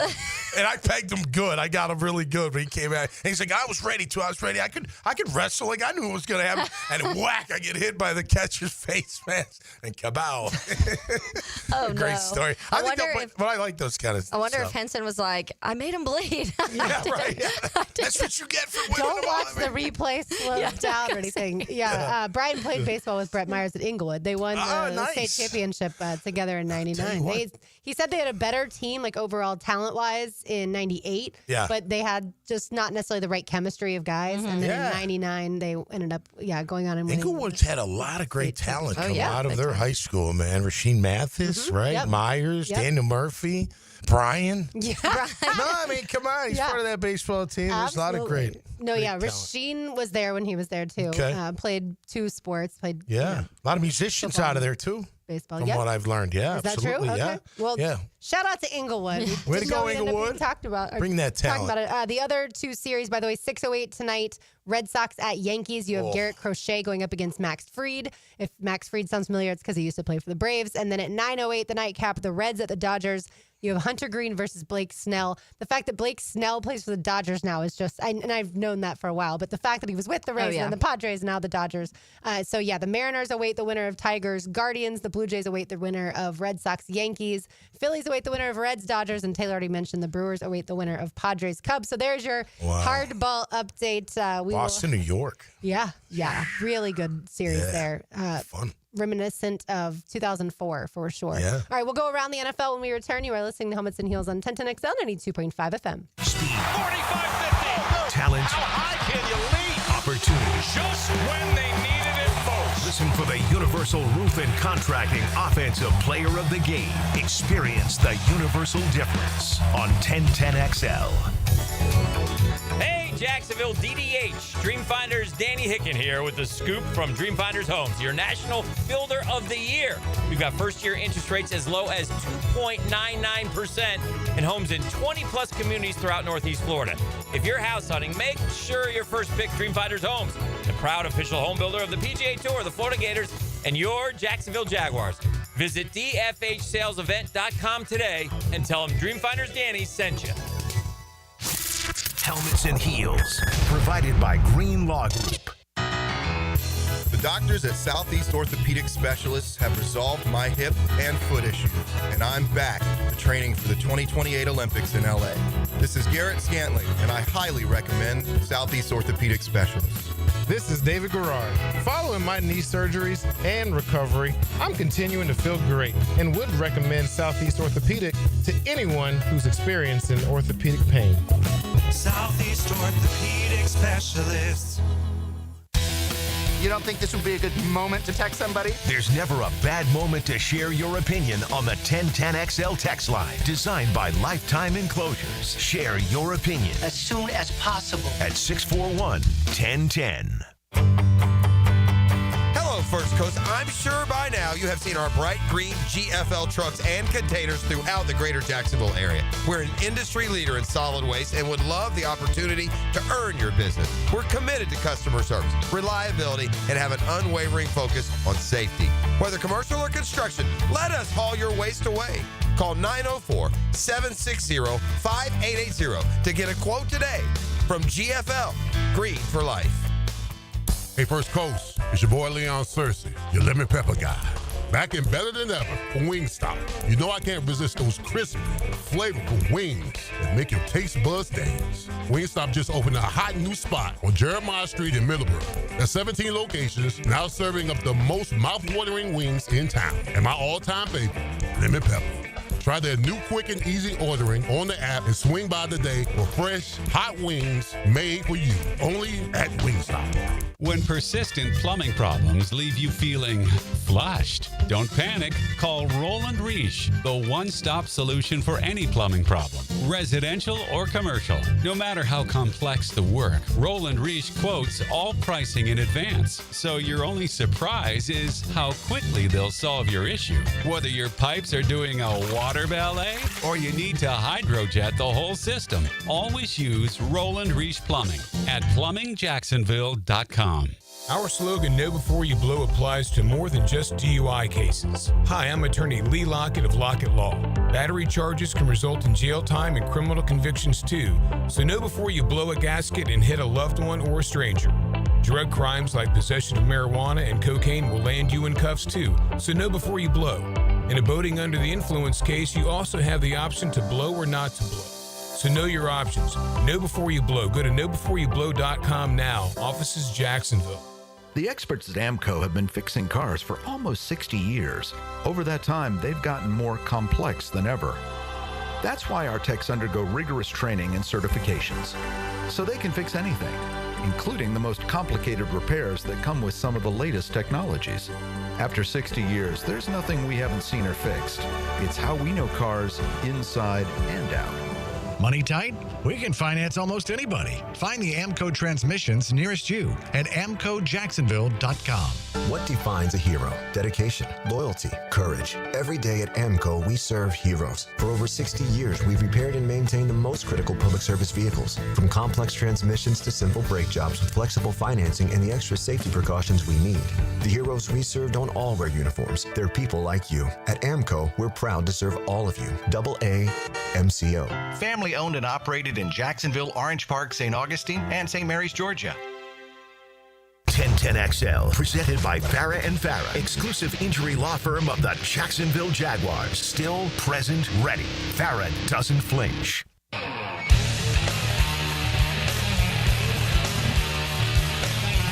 Taylor Bell, Tom McManus, RJ Saunders, I'm Lauren Brooks with you. After watching the Dolphins game last night, Dolphins prevailed over the Jets. And Tyreek Hill suffers that gruesome knee injury. You see right away he's got the air cast put on and he's getting carted off. Yet he was laughing and joking. And this is one of the more, as we come to find out, it's a knee dislocation, so multiple ligaments torn, including the ACL. That's one of the most painful injuries that a guy can go through. Does he have the highest pain tolerance of anyone on earth?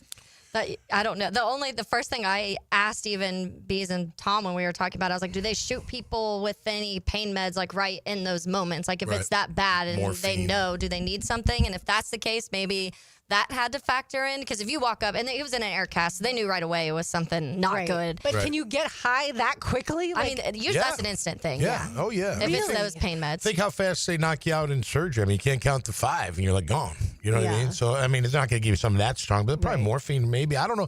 I've never, I tore my ACL and meniscus, but they say a lot of times the ACL will hurt initially, but then you can walk off and it's not stable and you still feel it, but it's not like when you rip the other one's dislocation, you can't put any weight on it. So I'm sure that had to be very painful. Maybe he was just like, I'm out of here. Like, this is it. I know I'm hurt. Maybe we're not going anywhere. Maybe it's good I go on IR. Maybe I'm done as being a Dolphin and I'm free. I don't know. he seemed pretty happy and elated that he's no longer, playing. Pre-game, he was the one firing them up. I know. All the teammates talked about Jalen Waddle included. Maybe he was talked high, about, like Taylor said. Yeah, maybe that he was been a leader this whole offseason and everything. And that's what I wonder. It could be maybe a mix. Like I said, I don't know if they give anything right away like that. That was just my first thought. But also just maybe some delirium of it hurts so, but you're in so much pain that your mind does crazy stuff when you hit that extreme amount of pain. And then also probably this is my season for sure, maybe my career with how bad this is. And all of those things kind of just make you a little loony sometimes, I feel He was giving the number one, I'm number one. Right. As he went was off. taking selfies in the ambulance with his mom. Yeah, he had to be high. That's craziness. I mean, it was wild. And I thankfully did not have to see the replay, but that's one I don't want to watch. I don't like to see any time where someone's leg is going the wrong way. No, right. I think we saw that last night too on a kickoff return or punt return. Remember the guy, and he kind of went in closed his eyes and threw his back into the guy and went right into his knee. I hate those kind of injuries. It's crazy, man. Both my injuries were non-contact. Nobody touched me at all. Same with Liam Isn't that Coen, wild? we talked about. It's just wild how you're. Sometimes a lot of Achilles injuries seem to be non-contact as well. Yeah. Normally they are. I mean, I guess it's just coming down on the turf and twisting. But injuries suck. I feel bad for Tyreek. Maybe he was just celebrating or a little stoned or something. I don't know. But that had to be scary. It's scary when you get hurt like that, man. It's no fun. The good thing today is they can fix you up. Right. He's already had the surgery or been in surgery. I don't think he's even out yet. I remember John Wade. John Wade played for the Jags, who's center. Good friend of mine. Played for the Bucks and the Raiders. He ripped his knee in October with Tampa in October, shredded it, everything. Mm-hmm. And he was back playing the next season. No problem. Yep, no problem. But he was a pretty tough guy. Played with 3 sports hernias in a year once. Just just kept playing through it. It was a pretty tough dude, but. I mean, that sucks for Tyreek Hill and for Miami. You know what I mean? Definitely. If it's a good win, but you lost one of your best players. Just a damn shame. Yeah, they obviously did get their first win. Jets go to 0-4. Looks miserable to be in the Jets organization. Taylor, I wanted to get your thoughts on Justin Fields. Obviously, he's an explosive runner. Oh, by the way, I forgot to tell you all this yesterday. Explosivity is already a word. So I wanted to create this word and brand it and all those things. It sounded real to me. It's already a word. It has to do more with explosive gas and things like that. Yeah. How about explosiveness? There you go. That is going to be not my word. But what are your thoughts on Justin Fields? Again, certainly willing and able runner, but certainly also struggling as a passer. Yeah, we were talking about this earlier in my office of just how weird it is because when you go back to and watch Justin in college, go watch the Clemson game. Go watch the Ohio State Clemson game and his arm in that game and the things that he could do. But I guess Trevor Lawrence also, we talked a little bit different when it came to some of the things he did offensively. But it's just wild that someone can go from what you saw at that Clemson game. And this is on the ground. That was always a known thing of what he can do athletically with his legs and everything. But you still go back and watch some of those games from Ohio State, and you're like, the arm talent is there also. How does it get so bad? And that's because last night there were some throws where I was like, that was the worst throw I've ever seen a quarterback make. And I think a lot of it for Justin, honestly, is mental. You talk about here the amount of coaches and offensive coordinators he's had a lot and multiple teams he's been on now. He's been hurt a ton. He's just coming off a concussion. He's broken ribs. Not broken ribs, but hurt his ribs, hurt his shoulder, hurt his wrist, hurt his ankle. He's had concussions. He's been hit a lot as a quarterback. I think a lot of mental has gone into some of the things where he struggles and just because he'll also leave the pocket very soon too, and he knows what he can do with his legs, so that's part of it. But at the same time, that was something that I think they needed to be able to work on. But the amount of times he's been hit now, it's just I think there's something in his head where he's like, I just got to go because I don't want to get hit again. Yeah, I also wonder, do you feel unwanted sometimes if you're a player like him, right? Obviously he started his career at Georgia and then he transferred to Ohio State, very successful there, gets drafted by the Bears, and then the Bears move on from him fairly quickly, right? To the point where some Bears fans certainly wanted Justin Fields to stay.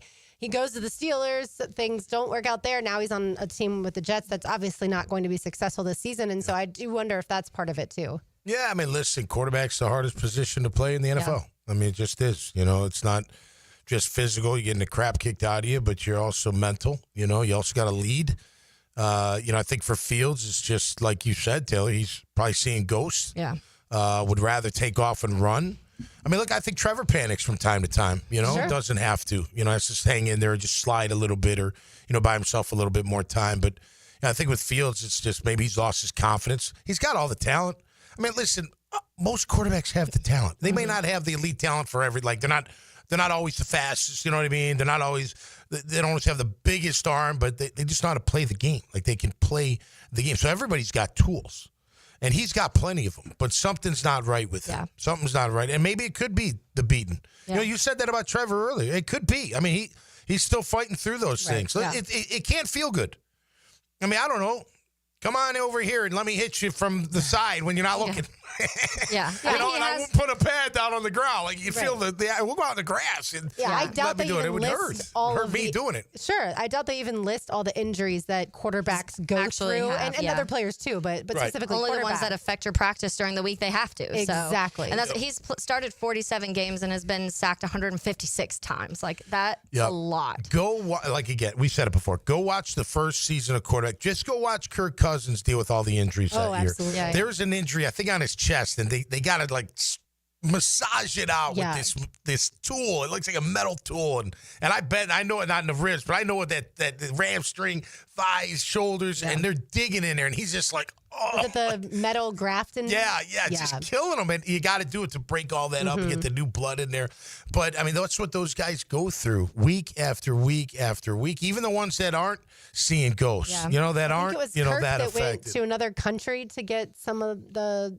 He did. He right? did. Was that like Aruba or Bermuda or something like that? I mean, it's not a bad place to go to, but take a little to trip stem to cell. Aruba. The blood stem cell. Yeah, absolutely. Yeah. Yep. Yeah, I think that, and it does. And you've seen other quarterbacks, obviously. You saw the way that it ended Andrew Luck's career. It got to the point where he's like, I don't want to keep going through this. I have a family. I have a life that you want to go through afterwards. But I do think sometimes you hope that, and especially because we've seen the examples recently of the guys that have rebounded in a Baker and a Sam Darnold and a Geno Smith and some of those guys that you feel like, okay, maybe the right spot will work. But I do also think sometimes it's too late. I think sometimes when it comes to the point, if there's 3-4 years of somebody just getting beat up and coaching, you're regressing because the coaching has just ruined all of your technique and mechanics and the mental part of everything, and then you're trying to build that back. And I said this offseason when the Jets got Justin, this was probably the worst place for him to go because they also historically they're bad. Like they haven't developed quarterbacks, they haven't won football games. Their players get mad and want to leave. They don't want to be there. That's not the type of environment that brings a quarterback back. Right, and some quarterbacks can handle that, right? Like Joe Burrow has a bad offensive line, and he takes the hits, and he comes back swinging, right? Speaking of Sam Darnold, by the way, if we want to talk about the Jets, that's what you do. That's the type of stuff that they do in their organization. Well, take Sam Darnold. He goes to Minnesota, has a great year until when? The playoffs, when nobody can block, and he gets killed. And then he's back to the old Sam Darnold. Yeah. So you got to, that goes, there's something to that, right? So if Justin Fields is on the fire all the time, he's not going to be that confident. Yeah. I mean, we've seen it here. I thought last year before the knockout shot, Trevor was feeling a little bit of that. Look, it's got to be so aggravating when you drop back to pass and you go to one, he's covered, and you want to go to two, and kabam, I'm getting smashed. Yeah. And that's why then you stick with your first read a lot of time because you're just trying to get the ball quickly. But then people criticize you because you're looking at your first read. And it's like, because I'm now just you have trying to time get and the you're ball still back. going to your first read. Right. Although on Sunday, I saw multiple times that he didn't just go, Trevor didn't just go to his first read. Yeah, it was almost 80% on the season, but that's very high. But it was less this last week. Yeah, and listen, if they complete them, it's good. You know what I mean? It's not a big deal. Go for it. You just can't force some of those. Yeah. It seems like sometimes he's going there no matter what. I'm going there, and it's just you can't lock. You can't lock in. And that's what the stat I read last week was that it was like almost 80% were first reads, and his completion percentage is like 52 in those first reads. So people have figured that out is what the whole point was. Like they know that's kind of his thing. So if it's not working anymore, you do have to start adjusting. But if it's working, then do it. Yeah, it's going to be if they're catching the interesting. With Spagnuolo, the D coordinator of the Chiefs. Yeah. Oh, yeah. What kind of game plan he puts against our defense. Our offense, sorry. He's going to try and trick them, obviously. Yeah, he's going to try to And you have do to block something. Chris Jones. Yeah. And they got others, right? They got Benito, right? And he's the Broncos. He's Broncos. No, they got, I always screw up, is it Carflitis? Carfalactis. Perfilactis. George Karlaftis. That Greek. The way you say it is one of the infomercials. Like if you're suffering with I can't even say it the wrong way. Carla, however There's you a say sponsor. Call 1-800. Yeah. We'll fix you. All right. Lawrence Lane is on the other side. You are listening to Helmets and Heels on 1010XL 92.5 FM. It's a snapshot in time. Unbelievable concentration. But in the end, there's always a play that stood out. And there's the biggest play of the day. Listen for the Performance Painting High Performance Play of the Game on 1010XL. You've probably heard the saying, it's not how hard you get hit, it's whether or not you get back up. Well, I'm attorney Brett Hastings, and I have a saying of my own. If you get hit with a personal injury or wrongful death, hit back and fight to make them pay. At Hastings Injury Law, we have the experience you want if you or a loved one suffer a car or trucking accident or wrongful death. Just call 904-HIT-BACK and we'll help you get up and hit back. Office is Jacksonville. Helmets and Heels. Fought for you by Green Law Group on 1010XL. Hi, it's Frank Frangie. You hear my buddies Dan and Jeff talk about that great food at Daly's Dash all the time. Jeff loves that Duval and Dan loves the Boss. And they're right, both are terrific. But I can tell you they have so many excellent options at Daly's Dash. Salads and flatbreads and tacos and quesadillas, you name it. And of course, those fantastic subs and sandwiches. I just had the Italian sub. It is so good. The thing is, Daly's Dash is really committed to their food and committed to making it perfect for you. Everything is fresh, made to order every time. And there's so many Daly's locations in town, no matter where you are, there's one near you. I love to pop in and grab a sub at lunch, or maybe after a round of golf, or maybe even after calling one of those Jags games. There's never a bad time to stop into Daly's Dash and grab that great, great food. So head there today. Take it from Dan and Jeff, or take it from me. They say it's nicer here. It really is. And the food is delicious. Head to Daly's Dash today. We're certainly facing interesting economic times. For me, it's comforting to know my money's in good hands with ITP Partners. Jacksonville guys taking care of my Jacksonville money. Experience? Yeah, that's Chris Bryan, Jeff Hartman, Reagan Wright, Dan Abel, Scott Regner, Janice Cobb, and Reed Wingate. They have the expertise and knowledge to take care of your money. For more info, go to itppartners.com. ITP Partners, they're my financial partners for life. Non-compensated client testimonial may not be representative of all client experiences. No guarantee of future performance or success. When you need plumbing, septic, or air conditioning service, trust matters. That's why more homeowners in Jacksonville choose Duck Duck Rooter. From small plumbing repairs to major renovations, we do it all. Visit duckduckrooter.com. Duck Duck Rooter. When you're stuck, call the Duck. Looking for a great place to enjoy some craft creations and soak up some scenery? Fernandina's Mocama Beer Company is a must-see and must-try. Nassau County knows it. Visitors need to find out about it. Mocama means near the big water where the sun is born. And if you visit their tap room in Fernandina Beach, you'll see how they've mastered equal parts precision and art in creating great flavors from IPAs to Pilsners, lagers, and sours, plus plenty more. Mocama.com, Mocama Beer Company. Start an adventure and find them in Fernandina. Attention skilled electricians. Are you undervalued at your current company? Time to step up to the bigger projects and better opportunities. Join the team at Miller Electric Company, a trusted name in the industry for over 96 years. At Miller, we tackle the biggest projects in the city, offering not just the job, but an experienced, top-notch pay, unbeatable benefits, and the best working environments in the business. Please join the team that values your skills and rewards your hard work. Elevate your career to new heights. Apply today at millercareers.com, an equal opportunity employer. Are you looking for a place to outfit your truck or van? It's Catlin Truck Accessories. For 105 years and 4 generations, Catlin is the name you can count on. This is Keith Catlin, and we know trucks and vans too, from Lear toppers, ladder racks, van shelving, strobe lighting, rolling lot bed covers, and everything in between. If you want quality products and great customer service, there's only one name. It's Catlin. Who can you count on? Count on Catlin. For 105 years, you can count on Catlin. Swing for the future of veterans and military spouses at Operation New Uniform's second annual Patriot Games Golf Tournament. I'm Michelle McManaman. And I'm Pete Langlois. Join us Monday, October 6th. Register today at onuvets.org. That's onuvets.org. 1010XL, presented by Farah and Farah, exclusive injury law firm of the Jacksonville Jaguars. When it's game time, Farah doesn't flinch.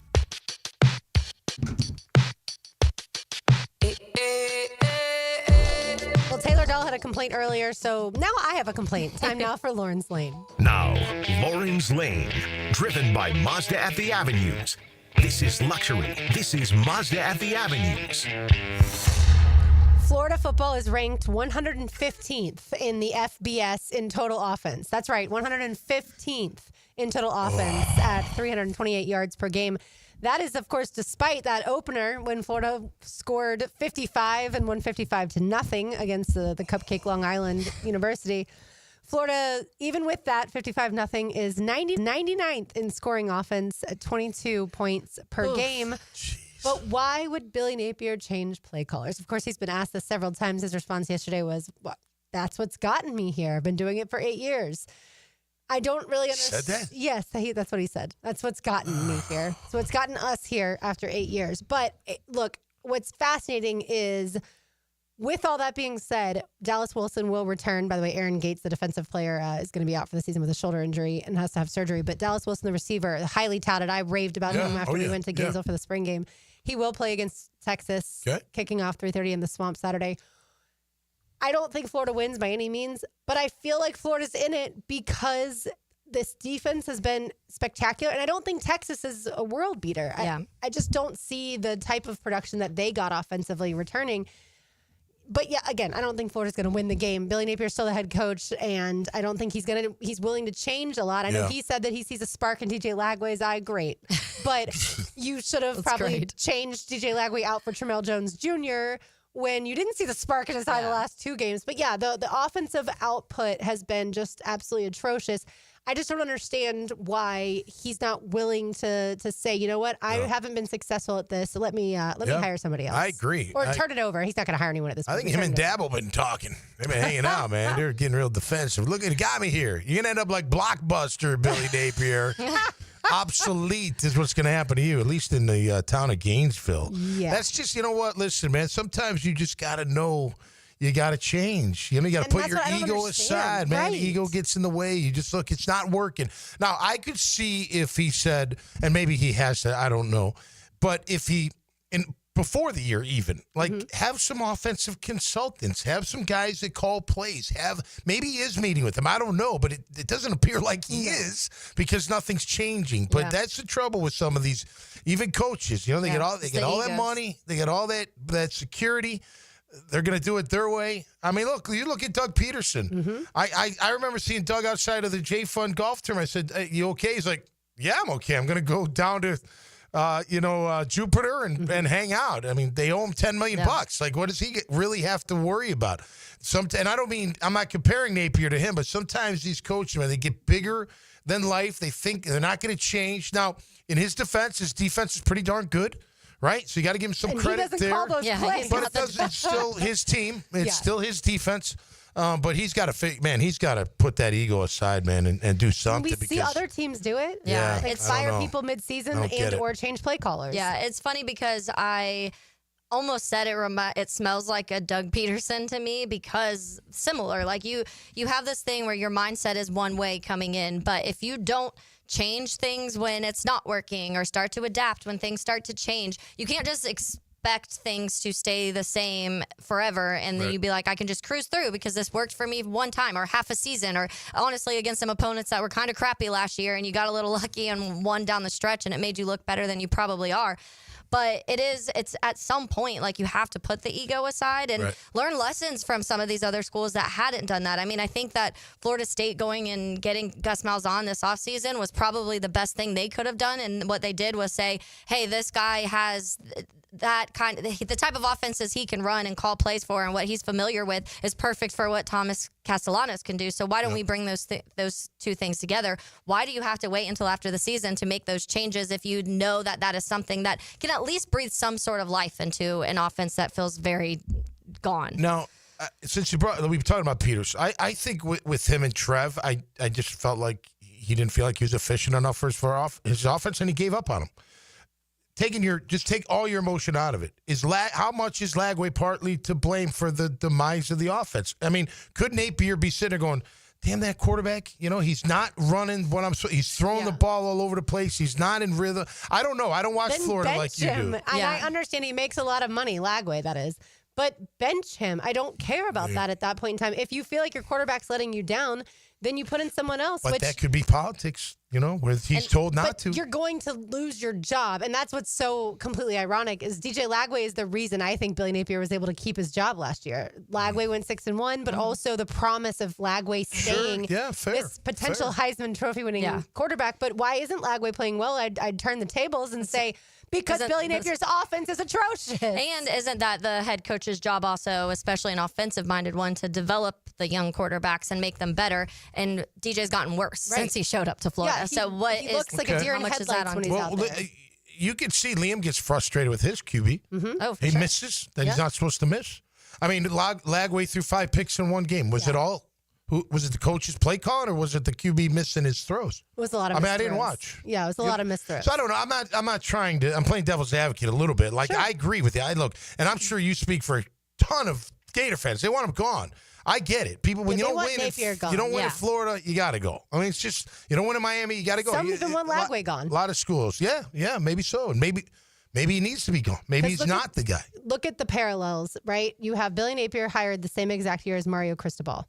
Look at Mario Cristobal has done with multiple different starting quarterbacks in transfers, homegrown guys. He's done it both ways. Obviously now back-to-back seasons with transfer portal guys.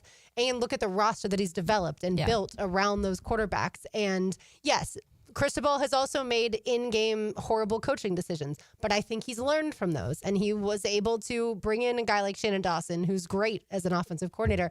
And Napier just doesn't seem willing, and he's made so many in-game coaching decisions or coaching mistakes multiple times. Like the special teams ones have happened multiple times on his watch. Yeah, and I think that with Miami too, even their offense wasn't the problem last year. And could things get better? Yes, and it has. You feel like some of those mistakes that were happening. Some of that was Cam Ward last year. He was a little gunslinger-ish, and we're seeing that now too. Yeah. But he went, and the defense was the problem, and they go and they hire Corey Heatherman, who had one of the best defenses in college football the year before. That's what you do as a head coach, I feel. And not saying that was Cristobal personally saying, let's go get this guy, but that was clearly one of the issues that got addressed. And the things that, to your point, Lauren, I think that there's improvements, there's changes, there's adjustments, and it just hasn't felt like that has been the case at Florida. And I think some of it is on Lagway. I think when you have a quarterback that isn't performing to the level where you were kind of expecting him to be, I think it's that. I think it's part play calling. I think it's part, obviously, in-game coaching decisions, because those have been an issue before. But I do think the coach's job, too. You brought in this quarterback, by the way. This is your guy. And so why has it gotten worse during the time that he's been under you? And he's been hurt, right? He was hurt in the offseason, so he didn't practice as much. Okay, then you need to have a different quarterback ready to go. And maybe DJ should have sat the entire first month, because we saw as soon as Florida lost its 4th game, then he was in a boot again. So he might not have been all that healthy if you're going to put him in a boot after losing to Miami. And so, there's he was like, you guys are worried. I'm not worried. Okay, you probably should have been worried because everyone said if Lagway wasn't healthy 100%, this could be rough. And you didn't address that properly. Did Cam Ward go to Miami from high school, or was he a portal? Where was he? He started at Incarnate Ward, then transferred to Washington State, and then transferred to Miami. So he's hit on his quarterbacks. Cristobal. Yeah. Yes. Yeah. And then Carson Beck. Yeah, absolutely. So far, anyway. Right? I mean, because he's an O-lineman, Cristobal. Yes. So I can see him bringing in someone from D. He don't know. He played O-line. His first quarterback was Tyler Van Dyke, if I remember correctly, before Tyler ended up transferring. And there was a lot of promise out of him, and it didn't go. He ended up regressing, I think, Tyler's second year. Yeah. Look, I mean, you go back a couple of years. We had Mike Caldwell, and then we thought the next guy was going to be better. He ended up being worse. I don't know. It's tough. It's obviously tough, but at the same time, you got to know when to fold them and change and pivot. That's your job as a head coach. Clearly, he doesn't. I could have made that the pest of the day, but I think Billy Napier's been the pest of the day so many times. So there will be a new pest of the day on the other side, including the cool down. One segment to go here on Helmets and Heels on 1010XL 92.5 FM. Helmets and Heels. Backed by Green Law Group on 1010XL. Tired of high energy bills? Replace those inefficient windows and patio doors now with the big BOGO event. Buy one, get one 40% off replacement windows and patio doors. Plus no money down, no payments, and no interest for 18 months. This offer expires September 30th. Renewal by Anderson, proud partner of the Florida Gators. Visit bestwindowsflorida.com to schedule your free consultation. License number CGC 1527613. This is Josh Woolsey with Woolsey Morecambe. When deciding what lawyer to trust with your car accident or injury case, the most reliable way is reviews and results. You want to be treated well, and you want a great result. Woolsey Morcom's reviews speak for themselves, and I challenge any firm to compare results. We offer the resources of a large law firm and the customer service of a boutique practice. If you want to be treated right and want great results, call Woolsey Morcom at 1-800-WOOLSEY and take the fear out of the fight. Offices, Jacksonville. Frank Frangie here for Stanley Pools. If you're dreaming of putting in a pool this year, choosing the right company is the most important decision you'll make. I've trusted Stanley Pools to build my pool, renovate my pool, and maintain my pool.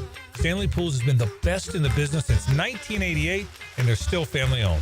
Call them today at 904-269-7277 or find them online at stanleypoolsfl.com.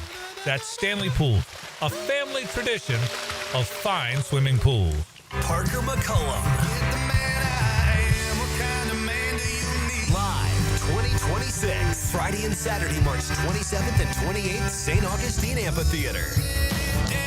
Multi-platinum selling artist Parker McCullum. Special guests Max McNown and Lacey K. Booth. On sale now at AXS.com. Parker McCullum Live. AC's broke, it ain't no joke. Call Florida Home AC. Florida Home AC. Florida Home AC. Florida Home AC. FloridaHomeAC.com. Mark Watson with Hardball Creative. Now's the perfect time to order logo coffee mugs or maybe a logoed Sick brand tumbler. They're seriously ice cold and look great with your company logo. Hardballcreative.com. Hardball Creative. Hardball does it all. I'm Frank Frangie. Now, I've been telling you about my daughter Amber's journey with Awaken 180. Well, ready for this? She has now lost 60 pounds. That number's real, 60 pounds in a little over 3 months. And here's the thing, she loves doing it. She just went on a trip to Tampa to see a concert, sort of a road trip. And I asked her, was it hard to stay on the diet? She said, Dad, that's just it. It's not a diet. It's a lifestyle change, and it's sustainable. And it's sustainable even when you're on the road. She is so excited. It has not changed her life. I think that's the best thing. It's a lifestyle change, but it doesn't ruin your life. She's loving her life, and she's so excited that she's been able to lose all that weight. You can do the same thing. You can kickstart your transformation. Call 844-346-1800 or visit awaken180weightloss.com. It's working for Amber, and she's so excited, and I promise you it can work for you. 844-346-1800 or awaken180weightloss.com. PRI Productions is the official game day production partner of the Jacksonville Jaguars. Hi, I'm Randy Goodwin, president and owner of PRI Productions. Chances are, if you've been in Jacksonville over the last 30 years, you've seen our work, from corporate and social events to concert production and much more. We have the equipment and expertise to make your next event memorable. So call the experts at the Jaguars Call. PRI Productions, bringing your ideas to life. 1010XL, presented by Farah and Farah, exclusive injury law firm of the Jacksonville Jaguars. Focused, fueled, fearless, Farah. Now the cool down with Donovan Air, Electric and Plumbing, keeping Jack's cool since '87. All right, guys, you know what time it is. In less than a week now, it's time to fill the bank. Got primetime football in Jacksonville, the Jaguars versus Chiefs, obviously. Well, I was talking about this a little bit in Crosstalk, just how much I personally stress over primetime games, because I've said it on here before. I feel like people watch those games and feel like they can determine everything about your team, even though they didn't watch a single other game, but primetime means everything. But I think for this team, number one, anytime you win against a team like the Chiefs, and especially in primetime, it's going to be huge. But I think this is the point where you can prove to people you're a good football team, and it wasn't just flukes against bad teams or hurt teams. And if you can, especially if you can really run the ball the way you've been able to run the ball, and the defense gets some turnovers. I mentioned yesterday, Patrick Mahomes only has one turnover this season. So if you can force one or two out of Mahomes, then people are going to start paying real attention to you. And I've already seen some. We mentioned it. We saw some tweets over the weekend of Pat McAfee and Orlovsky, and some of these guys are starting to say, hey, this Jaguars team is something people should start watching. But it's important for the fans to be there. Don't let it be red. Let's have a lot of teal and black out there. That's what we need. So tickets on sale. So if you do not have your tickets already, it's the perfect time to go and get them. I know that they posted earlier some deals they have going on too. Lower level, I think just a little over $100, I think is what it is. That's good. Fantastic. So go fill the bank. The McManus 5's going. Can't wait. Yeah, absolutely. Can't wait, man. And I tell you what, for Party the at 5. That's right. For the players too, think about this. I never thought about it because I wasn't that kind of player, but you think about some of the star players, like this is a chance to shine nationwide to get some Pro Bowl votes. Oh, yeah. You know what I mean? I mean, think about it. Maybe it might be in your contract. Go to the Pro Bowl, you get $500,000 or $200,000 or whatever. Maybe you're trying to get, into the Hall of Fame and you want more Pro Bowls. Yeah. This is a chance to showcase what you can really do, and that's an incentive individually. And then it can't be above the team. Obviously, the team, what the reward is there. If you play well, people can be like, oh, Jacksonville, look at them. We've been hearing about them, and they look pretty good taking down the Chiefs. I'm not ready to make a pick yet. I don't feel as confident going against the Chiefs. I feel like the Chiefs maybe kind of hitting a little bit of a stride, not totally. But, listen, we've been playing some decent football, overall. And we're going to have to come up with some good scheme to beat those guys because they've got talent. We know that, not just a QB, but they got a lot of talent on defense. They got some talent on offense. We just got to be on our A game. We can totally beat them. There's no doubt about that, but it's going to be big. I think Spagnuolo is going to give us a challenge. This is going to be interesting for Liam Coen, the play caller, against Steve Spagnuolo, one of the best defensive coordinators in the game and has been for a very long time. The Chiefs are 41-1, while Spagnuolo's been the defensive coordinator if they win the turnover margin. 41-1 under Spags. Sounds about right. And he's been the DC there since 2019. So that is really, and Mahomes has only thrown one interception this season. So that goes to show you, and that was against the Eagles.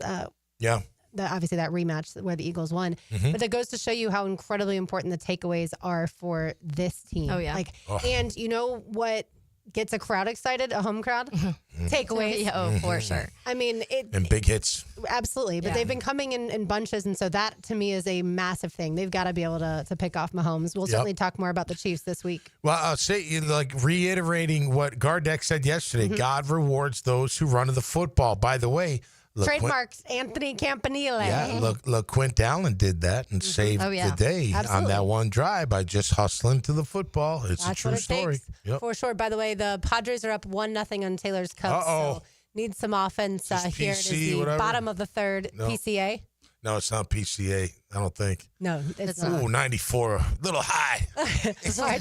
Time now for today's Terminix Pest of the Day is always brought to you by our friends at Terminix. They take care of Everbank Stadium, the aforementioned Everbank Stadium, ViStar Ballpark, ViStar Veterans Memorial Arena, and all of your favorite event venues around town. They do a fantastic job at our house as well as those venues as well. This could have been the Pest of the Day yesterday. The Ryder Cup fan that threw the beer at Rory McIlroy's wife as she was walking down in front of the galley. I feel like Tommy would fight somebody over that. He'd be getting decked. You can't do that. No, you can't I didn't do see that. that. Yeah, That is Ryder Cup awful. fans in general, people can argue about whether or not they were too rambunctious and yelling during backswings and all that stuff. I wasn't there. From people that I know that went, they had a blast, and it sucked. Yeah, the U.S. didn't win, but overall it was a great event. And I did see that there was an MC, Heather McClanahan, that got in trouble because she was joining in with the crowd, saying cuss words towards Rory. Whatever, that part is. The yelling doesn't bother me, but don't throw beer cans at people. Especially the wife. Yeah. She's got nothing to do with it. Leave her alone. I totally agree. I think it was at least a draft beer, so not an actual can, which is good news. But either way, don't Still do that. sticky. That is valid. Let's say hello to the Frangie Show. Now, the 2-minute drill is driven by nobody but Nimnik. Nimnik Chevrolet on Cassett Avenue and Nimnik Buick GMC on Phillips Highway. Hayes, what do you make of Travis Hunter playing offense and defense in the first half, but no defense in the second half? I think attrition, was probably part of that, but and that's going to fluctuate. I mean, again, that's the beauty of having him is that, you can kind of form him towards what the opponent does well and what they don't do well, and I think you'll continue to see that. So I don't know that it'll ever be concrete. Well, it's going to be 40 and 40. Sure. I know we've seen that, but yeah, I would expect that it's going to be fluid. It'll be really interesting to see Monday night how they employ him against the Kansas City Chiefs, because they're going to need a lot of big plays to beat them, and hopefully Travis can provide some. You think we'll see more Tyson Campbell on Xavier Worthy versus, say, Travis Hunter on Xavier Worthy? It doesn't seem like they, I mean, we'll see, but it doesn't seem like they, I mean, Tyson Campbell's not like a shut down, follow a guy corner. Right. I mean, he's not in that level. So I would think you play it just, I wouldn't think they'd go that route, but it'll be interesting to see as we get closer to it. A great Frangie show coming up. Jeff Danzler is going to join Frank to talk SEC football and Georgia specifically. So that'll be a lot of fun. And we'll have a scholar athlete coming up as well. All right. Yeah. Sounds good. Thanks. Thank you guys. All right. Yeah, they're going to have to figure out what to do with Worthy because he's fast. He's I very wouldn't fast. put Campbell on him. I don't know who I'd put on him, but he's maybe Lewis. You know, the quickness. Lewis, Just, I don't know. And Campbell's been okay. I mean, look, that one catch Pearsall made, that was just, I mean, it's hard to defend. You know what I mean? He was right there, the back shoulder with the one hand, you know what I'm talking about, by the sideline.